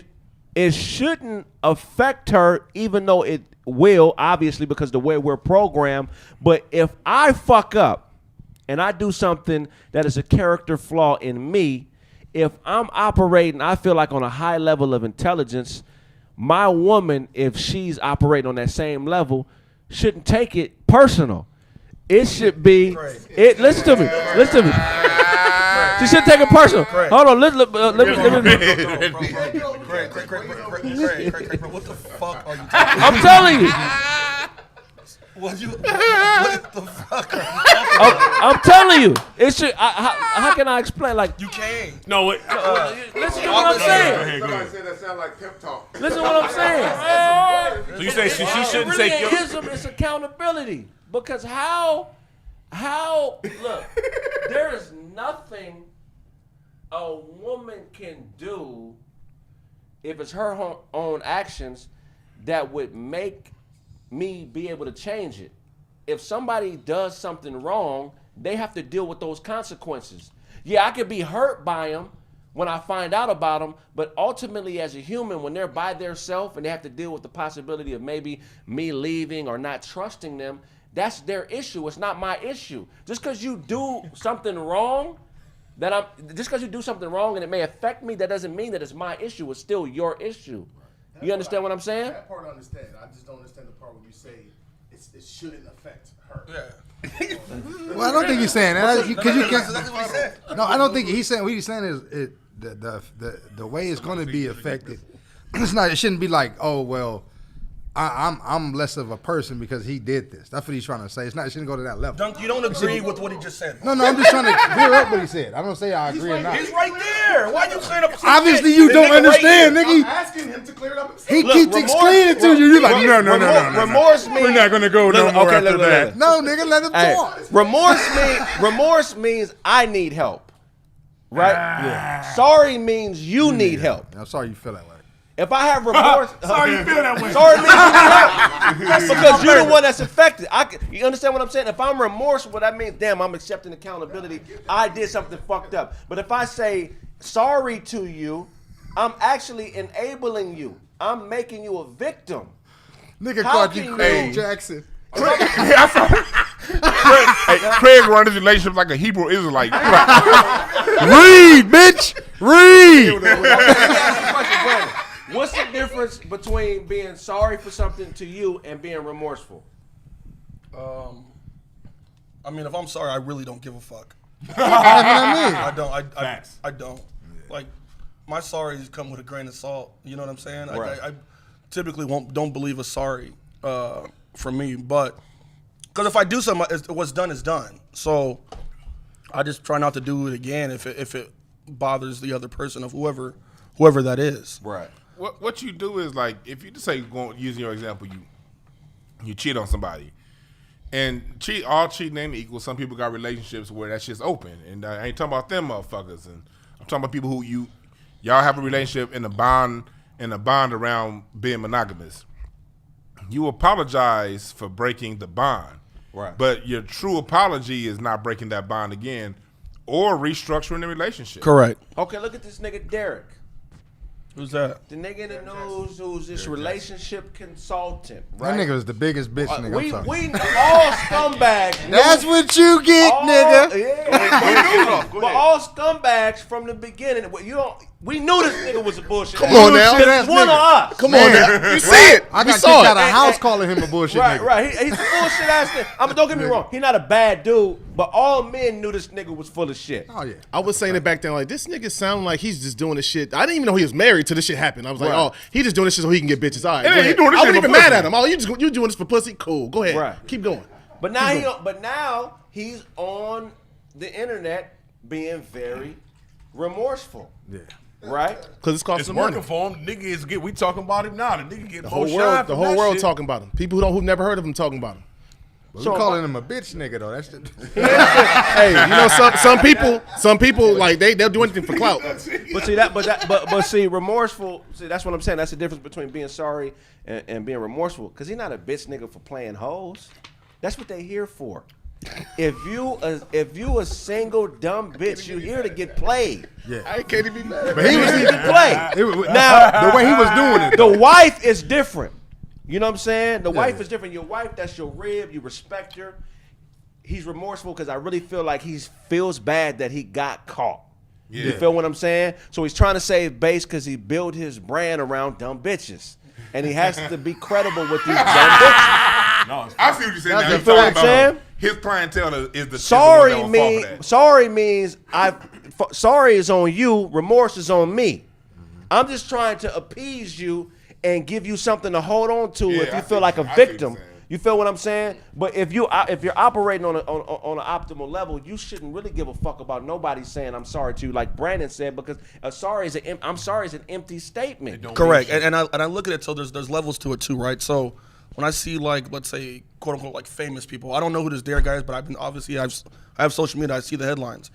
When I see people like that or whoever want to say sorry on camera, I always associate it with you must be losing money for you to say it, Right? Because who at the end of the day who are you saying sorry? You can't say sorry to a million people like that. I understand you're on camera, but it doesn't mean anything. Right. So that's for me. I'm like I would never do it. Like, cause if I did something that people don't agree with, to me, I'm only concerned about what the people I'm with think. You know what I'm saying? Like I don't like you say I would never say that. Right. My bad. I don't like not to go in on, but what's done is done. Right. And the people who know the character, that doesn't have to be explained to. Yeah, Right. I'm with you. I think that's more branding. It's more about his brand than him being genuinely sorry about getting some pussy. Because I don't think men be sorry about getting no pussy. Like, I'm telling you, Ain't no be nigga not sorry sorry. about no. niggas can be sorry that they got caught. No, not even that. Yeah, but that's what you're sorry about. Yes, that you got caught, but other than that, like that you made your woman like, damn, just looking at her crying like, God damn, that shit hurt. But if you that shit hurt. What depends, Charlie? What depends, Charlie? I mean, it depends. If you lay down the law from the beginning, what it is, and then you know what I'm saying, and then you do the shit, and then she all broke. Bitch, I told you what kind of nigga I was from Jump Street. That's I am a dirtbag. But what you was gonna change me? You thought the pussy was that good that I was gonna change after I smacked? Like, no, I told you what it was. Why are you crying now? Charlie's a dirt bag. That nigga. I'm saying. But honestly, if you come up front with it, are you a dirt bag? No, you're because not. you're telling the truth. Now the thing is when you be having cats that be with a chick. And they be like, yeah, I'm married, but we really going through some problems right now. We about to get divorced, and they be on that shit. That's different than somebody coming out flat out like, look, we ain't gonna be together. But DeJuan, I don't disagree with you. But when we're talking about this specific dude, we know niggas like this cat. Yeah, this nigga. So when it comes to this cat, we already know what it is without even like giving up the game on what he's doing. What he is, he is the homegirl that talk to your girl and be like, girl, you need to whoop the whoop whoop. But she get caught being a hoe ain't shit bitch. Right. And your girl see it, you be like, I told you about your homegirl. You know who you remember? That's who he is. This for the 70s and 80s babies. Remember when we was kids, it was that one preacher, that Jimmy Swagger dude, and he was like, I have sinned. My nigga Jimmy Swagger. Remind me of that shit. Yeah. Jimmy Swagger. That nigga was making like $1 million a day on televangelism. Then he just came out but he was saving his brand. If you care more about the destination than the journey, you'll ruin a person's life trying to get there. Everybody else is collateral damage on the way. You know what I'm saying? Because all real niggas know that you can do wrong and not be wrong for doing it. When what you need outweighs what you want, that's survival. I gotta survive now. So now, right or wrong, even though it exists, when I have to survive and this nigga is live or die, there really is no right or wrong in that mode. Okay, this nigga, I gotta stay alive. I gotta stay breathing. You feel what I'm saying? But what women don't understand is when they have a nigga in front of them like that, they think what the nigga is saying, they let what the nigga is saying outweigh what he's doing. Yeah. You feel what I'm saying? And that's why he was able to run game. And it was plenty of us out here, we wasn't hating, but it was plenty of bras that came to me and showed me his video. Yeah. And I wouldn't hate on the nigga, but I'm like, this is bullshit. This is bullshit. This is some bullshit. You know what I'm talking about? Oh, okay. Craig, you asked me a question earlier about being married. You know when it's time to get married? When your woman don't even know who the fuck a bullshit nigga like that even is. Right. If you got the bitches already looking at this nigga, that's probably the bitch you don't want to marry. Right. Right. You know, like I said, you could do wrong and not be wrong for doing it, right? Like a heart transplant is wrong. Nigga, it's somebody else's body part in your body. That's wrong by nature's standards. You're not supposed to do it. But if anybody in here needed a heart, they would take one. Yep. You feel what I'm saying? That's the situation where what you need outweighs what you want. That's not wrong. That's survival. Yeah. This nigga was a con artist.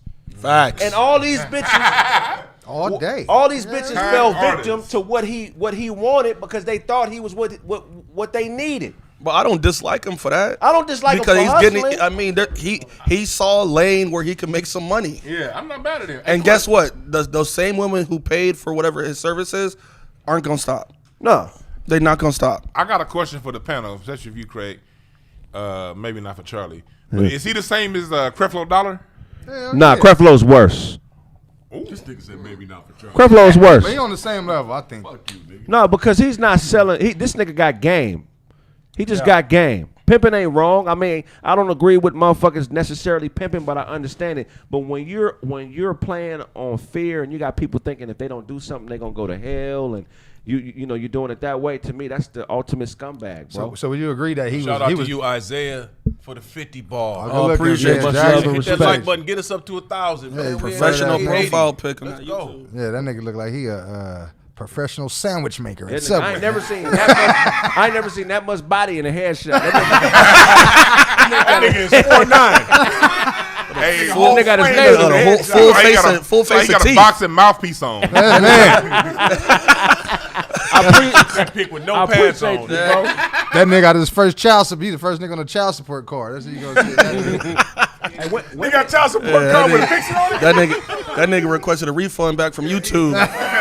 Like, fuck these niggas. Yeah, man. No, on the real to you, bro. No, I think it's the same though. I think it's the same. Have y'all ever honestly, like, really hurt a woman and you hurt and the pain that you felt made you want to change? Yeah, of course. Yeah. When I was a sucker. Yo, but Charlie, Yeah, when Charlie says hurt, he means when he actually punches him, Yeah, and he has to stop doing it. He like, ooh, Yeah. I hit this Charlie- bitch with the right. Charlie talking about physical pain. And when I was a not sucker, emotional. I used to believe bitches that wasn't my mama and my sister that said they love me. Man, for real, bro. You got to be my wife for me to believe it, bro. I mean, Y'all ever had a bitch tell you she was gonna kill herself? of course, Oh, yeah, all the time. of course. But like you believe this bitch, like damn, she might do it. Dozie don't be. See, let me tell you. Every show when we start talking about girls, I look at y'all niggas like, what the fuck y'all niggas meet these girls? Hey, at? Dozie. When they pitch it This over nigga said it all the time, like nigga, hey, every girl. Nigga. He ain't hitting them right. That's what I'm saying. When they pitch it over the plate, dog, we home run, my Dozie nigga. appreciate you, Knock that man. motherfucker out the park. I Dozie look at my don't nigga. Oh, We're not gonna cook you again. And it look like, and that nigga look like Kev on stage. Nigga, fuck out of here. What you mean? That would mean it's a naked nigga taking a picture of it. Pause, goddamn. Whoa!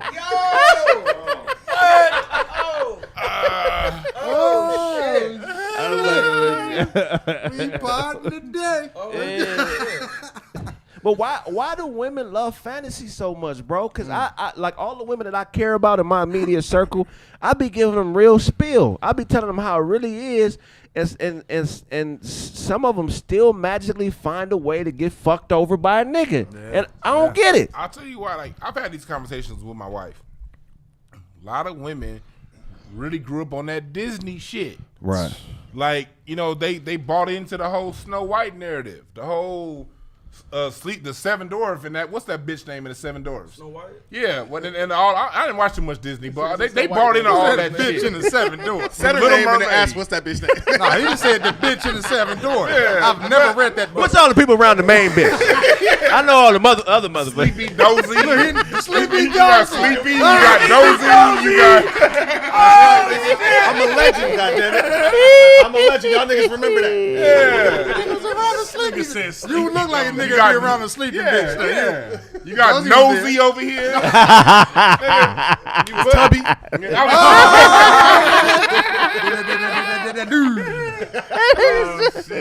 Shit, but like no, but a lot of women can realize Disney put this shit on them when they 2 and 3 years old. Right. That go to your subconscious before you ever figure out, you know, a way to think that by the time they 8, they done seen like 10 Disney movies, and so if you don't have an adult or a responsible mom there to really and a dad to really tell you the fucking truth, and you only have them goddamn movies. Facts, you believe that. You grow up, you know, you got these chicks looking like Monique, thinking they deserve $150,000 a year man. Right. But that's from watching all that shit. You deserve the amount of dicks you suck. Whatever that equates to. Whatever amount of money that many dicks equates to, that's what you deserve. That's This what you nigga Dozie deserve. still like, what kind of bitches are y'all meeting? If- You deserve how many dicks you suck, nigga. That nigga Dozie can't fuck hoes till he cut the candles on. You gotta invest into the game, ladies. You don't have enough invested. All I'm saying is you don't have enough invested into the game to even deserve a good man. If you had enough invested into the game, a nigga like this nigga Derek wouldn't even be able to disappoint you. You would see that from a mile away. You know what I'm saying? How you would see it from a mile away. I think good looking Isaiah. Isaiah with another 50 ball, man. Isaiah, just give it all that Appreciate once. you, Isaiah. Hey, but hey, you know what I think? Inbox somebody like, I gave y'all 150. So send me a picture, Dozie. He gonna be like, hey, yo, Dozie, man, you got the same teeth. Let's You go get a picture of my daddy. Hey, but you know what? Women make a mistake is a lot of women base relationships off sex. Right. And I think that's where you getting it fucked up. You thinking like, I got good pussy, he gonna stay. Like everybody got good pussy. You know what I'm saying? Good pussy is really relative. Right, don't Right. Okay, yeah, say that. That's relative. Like, you know what I'm saying? Some niggas like sloppy box. Most niggas might not like sloppy box. I think when you get to the point where it's just some niggas, it's just always been easy for them to get pussy for a long ass time. So getting pussy ain't really fun no more. Yeah, Can I get the bitch mine? Man, that's the most important thing. If you get a bitch mine, then you get to doing like, oh, okay, well, if I get her mine, and I'm gonna just feed her all this kind of shit, and now, send me some money. Or Straight send me a out. check. Or And I just think that this nigga, he probably know whatever he on, he want bitches' minds. He like, fuck the pussy, everything else he want a mind. Like, why else would a relationship expert who was probably known to this bitch, he fucking all these other bitches on the side, he had their mind. My thing is, y'all dude's bitches a narcissist, though. Y'all bitches should have known from the jump. He was doing all his videos in the car, bitch. Man. Why wasn't he in the house? None of them in the crib. What was he hiding? I didn't even think of that. I didn't even think of that. This nigga was always in his car. Every video got a seatbelt on it. Right, nigga. Okay, That's living a secret like he's on his way to a bitch's house every time. Every video. Every time. Or just coming back from cheat. on his way. That nigga Always just came on his back. way to a bitch's That's house. why he was so good at what he was doing. He like, I just left a bitch house. This is how I did it. Let me tell you how I got this bitch. Let me tell you how I got this last bitch, right? Hey, nigga was in the car wiping off with wet naps. Like, This is why I knew. That's why I knew it was some bullshit. Cause I'm like, the shit he's saying, I'm like, I be telling girls the same shit. Like, nigga, get the fuck out of here. Nah, I ain't got no Derek Derek Jackson. This nigga's just like me. Get the fuck out of here. Dozie, you got that Derek Jackson game? Oh, shit. Hey, no, but to prove Duncan right, I was just reading something this morning where the chick that he was fucking with came out and was like, yeah, he would record these videos in front of my house. The bitch said that. Come on, man. And then she said that like, he admitted to some shit that happened like last year. She said the motherfucker was at my house last week. That was this morning I read that shit. Oh, the my nigga, God. he would film the shit in front of her house when he was leaving. So, OG, let me ask OG a question, because you was around a lot of bras before it was phones. So is that our detriment? Is that's what's killing us in 2021? Is that fucking phone that we can sit and record the bullshit we say to females? Man, you know what? I don't think it's the phone, man. I think it's reality TV.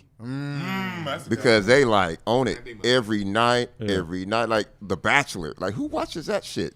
Right. Man, you know what I mean? Like, you know. Because anytime I see a big, nasty built bitch with some tight clothes on, I'm like, she always got 2-3 kids. Yeah. Bitch got 2-3 kids. Like, who the fuck you out here? Real quick, because I want to ask you a question. So, there's always a narrative, and I want to know if it's a false narrative that they say that the people with your acumen, they don't give game to the new group of rappers. Yeah. Like they said, oh, these new guys are doing all this because they don't have the guidance from the people before them. Do you agree with that, or are there any artists who are getting game from you that are possibly hot or that they're on the next wave or whichever? You know what? I got my own theory. People may not agree with me, but I've been like this I like all kinds of music. And I understood, like, when we dropped, everybody was like, the NWA shit is like garbage and blah, blah, blah. We in the Rock Hall of Fame. Right. Then you look back, the 60s, Beatles, they garbage. Right. Yeah. Rolling Stones, they fucking garbage. Elvis, garbage. You know, Hendrix, garbage. You go back even further. I heard some shit on some documentary. Chubby Checker music is from the devil. You know what I mean? That's what they tell me. Because they were doing that shit and the parents didn't understand it. So it was evil. So it's the same from then till now, but I respect the new generation of rappers because that's they shit. That's they music. They dope. You know? Yeah. I can't go, oh no, that mumble rap or that trap. I like that shit, but some rappers don't like it because they fear it, I think. Because they not on the same level anymore. Hey, Brandon's wife texted him and told him to change the subject. Nigga, wow. That's funny. Stop all that shit, man. That's funny. But you're right, though, because that actually made me you're laugh. right, though, That's because hilarious.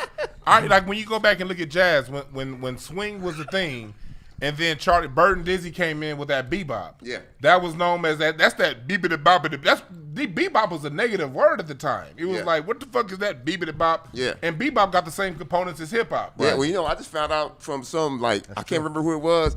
I heard this on what's the shit everybody's on right now? The app. Clubhouse.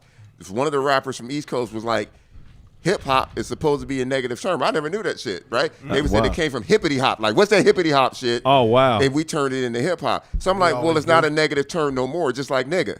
Like, you my nigga, that ain't negative. Nigger is negative, but nigga is my homie. Right. So hip hop ain't negative to me. Yeah. That's what I know it as. And the cold part about it was hip hop that came from the bebop people. Yeah. Right. Like, because it was negative in that bebop bop, and they were the ones that was shitted on. Yeah. Freestyling comes from bebop. They called it cutting contest. I mean, battle rap comes from bebop. Yep. Cutting contest, battle rap, same thing. Yep. Freestyling, bebop, same thing. But it was a bebop generation that was calling hip hop some negative shit. Yeah. That's why I always be like, I want to be the first generation of niggas to be like, you know what? whatever it is new coming out, whether I understand it or not, I'm gonna give it its space to grow because these little young kids always grow, and 40 years later, there's some legendary shit. Not even that. So what's the new shit then? What's it called? Is it that drill? Nah, nothing's new. Ain't nothing. So there's no new. That mumble. Well, that's an industry term. New shit. Right? You know what I'm saying? That's all industry terms we're using. He's talking about hip hop, music, or genres that we know that are already here. No. I'm trying to explain something. What we saying when we saying hip hop this shit is coming from out the ethers, bro. When I sit down and make a beat, nigga, there's nothing in my head.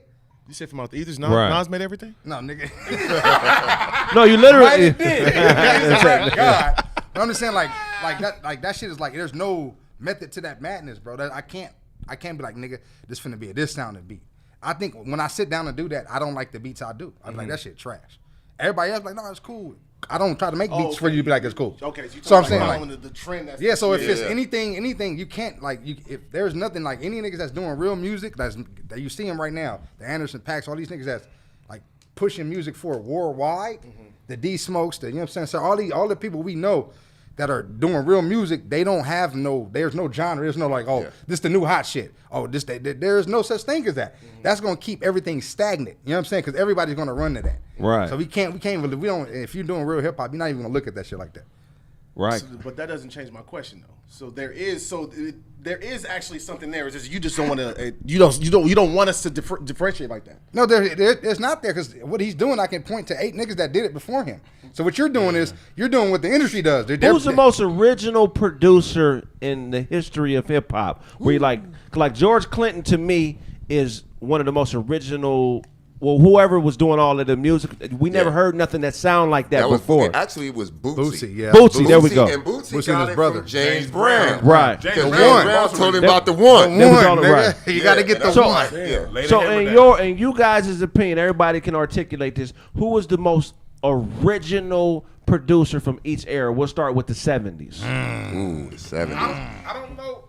Just as far as sound, like all of them were original. Like you could not sound like somebody else and get a Curtis career in was the that 70s. nigga, But though. you have Curtis that had his sound. Maurice White from Earth and the Fire. People forget Maurice White. Maurice was that nigga. With Earth and the Fire. The reason why Earth and the Fire doesn't get sampled is because you can't.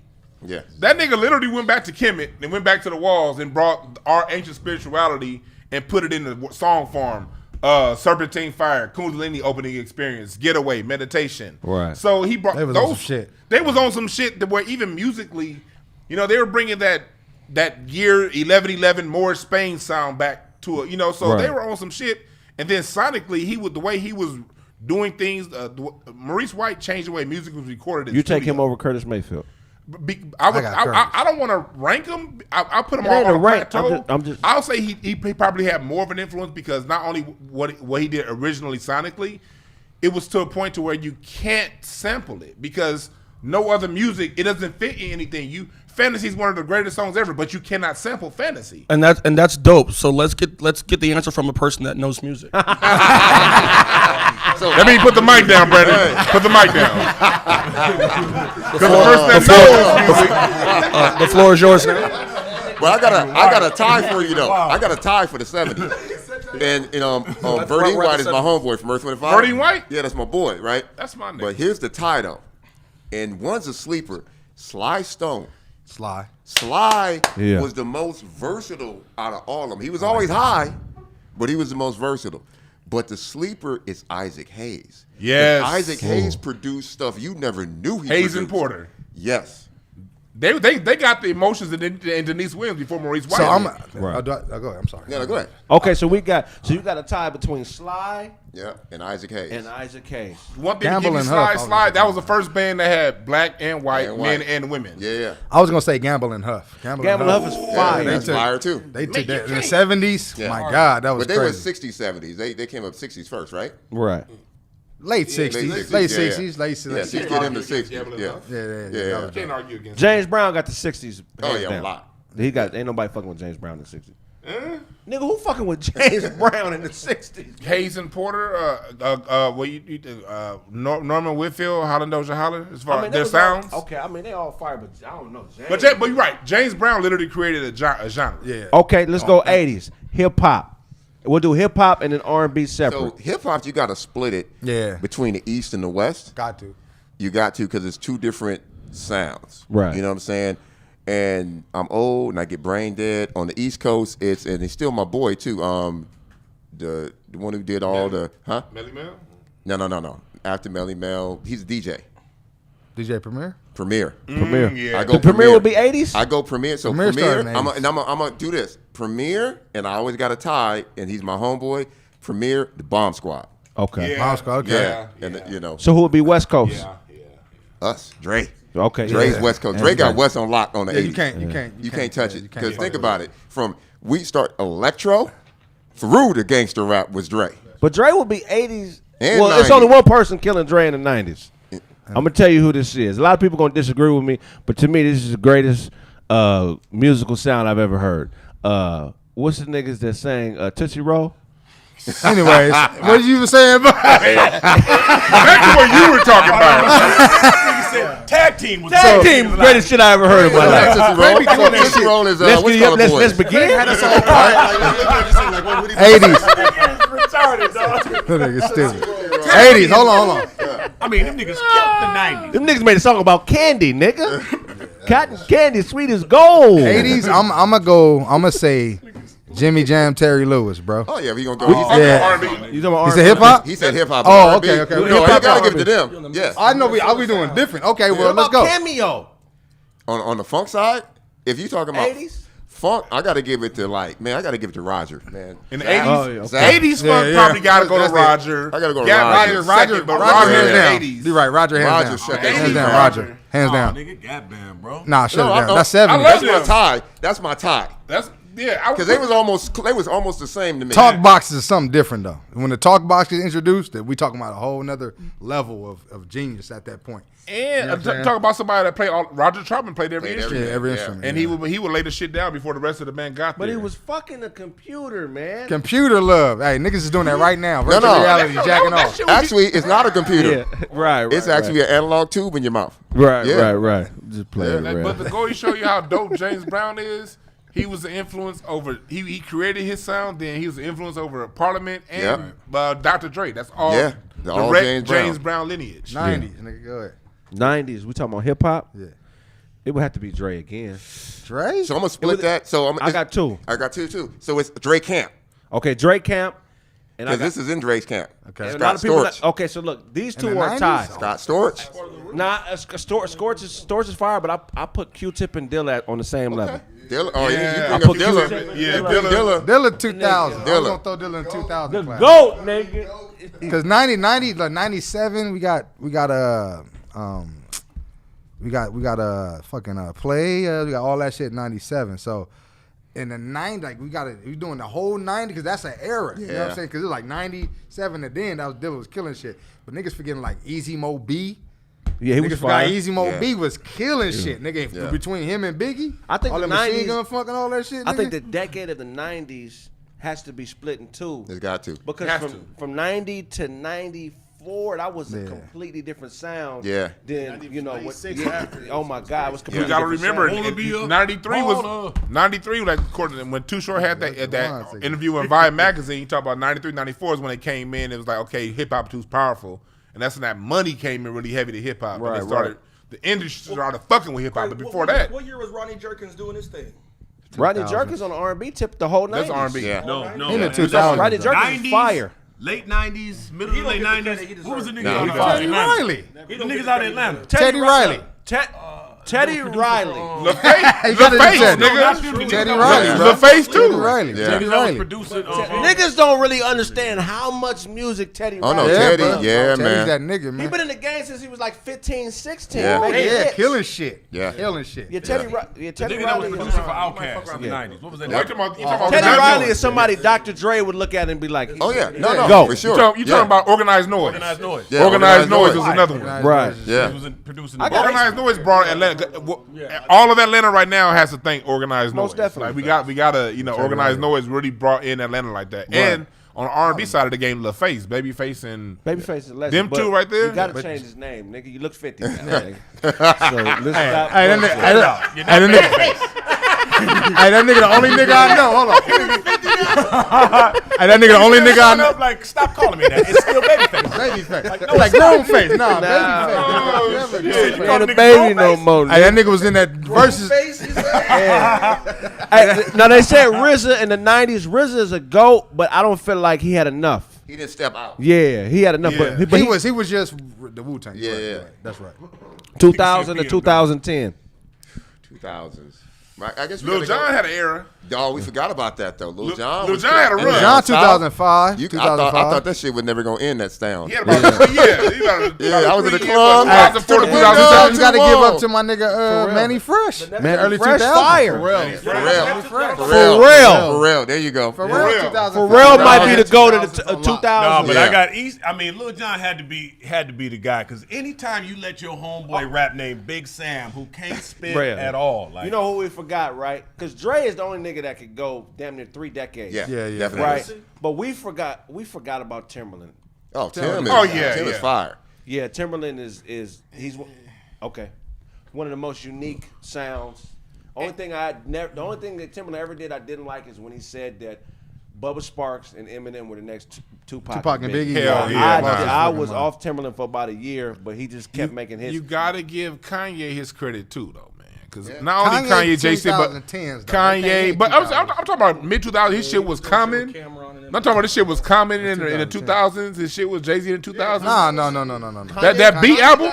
Jay-Z. He got classic with Hope. 2010 that's when he started. No, B came out in 2007. Kanye's a GOAT. Go ahead. No. He got shit on the Purple Haze album. Kanye's a GOAT. You know what I'm talking Kanye's a about? GOAT. He's a GOAT. When Jay-Z came out with 808s and Heartbreaks, Kanye, that's when that nigga left Earth, bro. That's when it was over. No.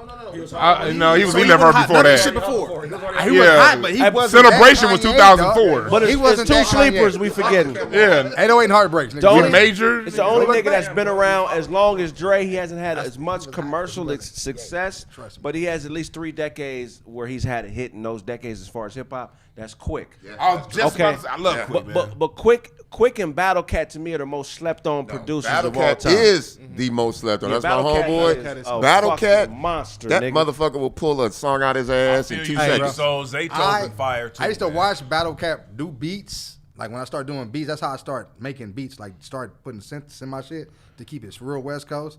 I watched that nigga I just studied everything he did. When he was working on the SP1200, I was watching that nigga, like, you know what I'm saying? Like the videos of him that shit is legendary, bro. And the producer shit, like watching him, niggas just sit down and watch Battle Cat do beats on YouTube for like 3 hours. Nigga. Last one is Madlib. We got to wrap it up. We got a minute and 15 seconds. Dewan, tell everybody where they can find you. My bad, bro. HotepIsh.com. Intelligent Ish Talk, Intelligent Shit Talk. Y'all know where to find me. You can go to my link tree in my Instagram for all the other shit. I am Charlie Newhart on IG, and get at me on YouTube, Charlie Newhart. Shout out to Charlie, man. He's had the same outfit on the show for 2 weeks now. Hey,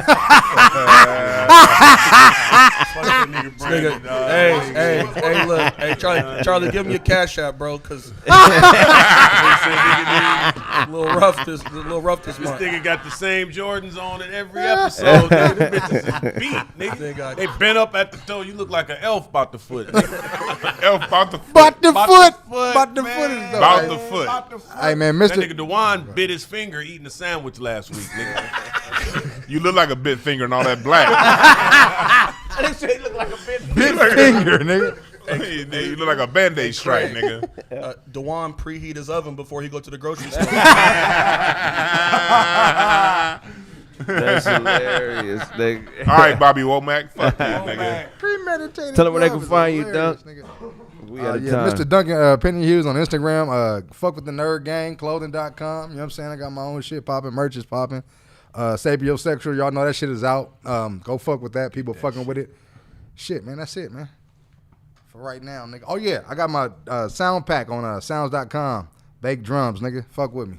Yeah. There we go. Man, that was a great episode. We want to thank you for coming on and giving this game, man. People needed to hear it, so we do want to thank you, Yes, sir. a ton for coming on and giving us some of that Legendary game. shit. They don't. When they Google you and see everything that you've done, I mean, it's we really credit are ridiculous. Appreciate y'all, for sure. Nigga, you played at every barbecue, nigga, in the hood. For Super real. son. For real. To this day. Hold on. Man, Instagram is B2World, letter B12 World. If you want to sponsor the podcast, go to the website, TheeKraigSmith.com. Or you want to book the podcast on the road, but Kraig for a comedy show, host an event, same website, TheeKraigSmith.com. Yo, Che Buquenu. Hey! Hey! Regular _DLZ, man. We had a good show there, man. Pleasure meeting you, brother. Pleasure, man. For real. My man. My man. And I guess me? Yeah. Dude, Mask on, so nigga. check this out. OG Arabian Prince on my social media, but also go check out the new company, Goat Nation. We building gangster-ass PCs for streamers and gamers. We just built 2 for Questlove. We building them for everybody. All the DJs is rocking my new PC, so go check us out at Goat Nation. And shout out to my boy in the building who actually designed the logo for Goat Nation. Yes, sir. Dope. Top World. Man, Chill Withers is basically done, man. I'm gonna be releasing it late next week, man. Let's go. You know, so man, make sure y'all copy that. Man, go buy that, man. It's a cross-genre project. It's a hip-hop satire album. Never been done before, I don't think. You know, maybe, who knows. But it's funny and it's insightful. And man, make sure y'all support it. I'll have a link up fairly soon. And he got snorts in G minor on that motherfucker.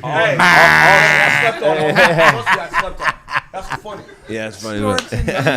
Also, the NFT for it to be available, you'll be able to get the non-fungible token. I'll have a few collectibles attached to the project, so make sure you support that. Become an investor, not just a customer. You know. Yeah, man. If I owe you something, I'm not gonna be able to give it to you, but if you want it, you can get it from God. God. Dewan got a barbecue pit in his bedroom, nigga.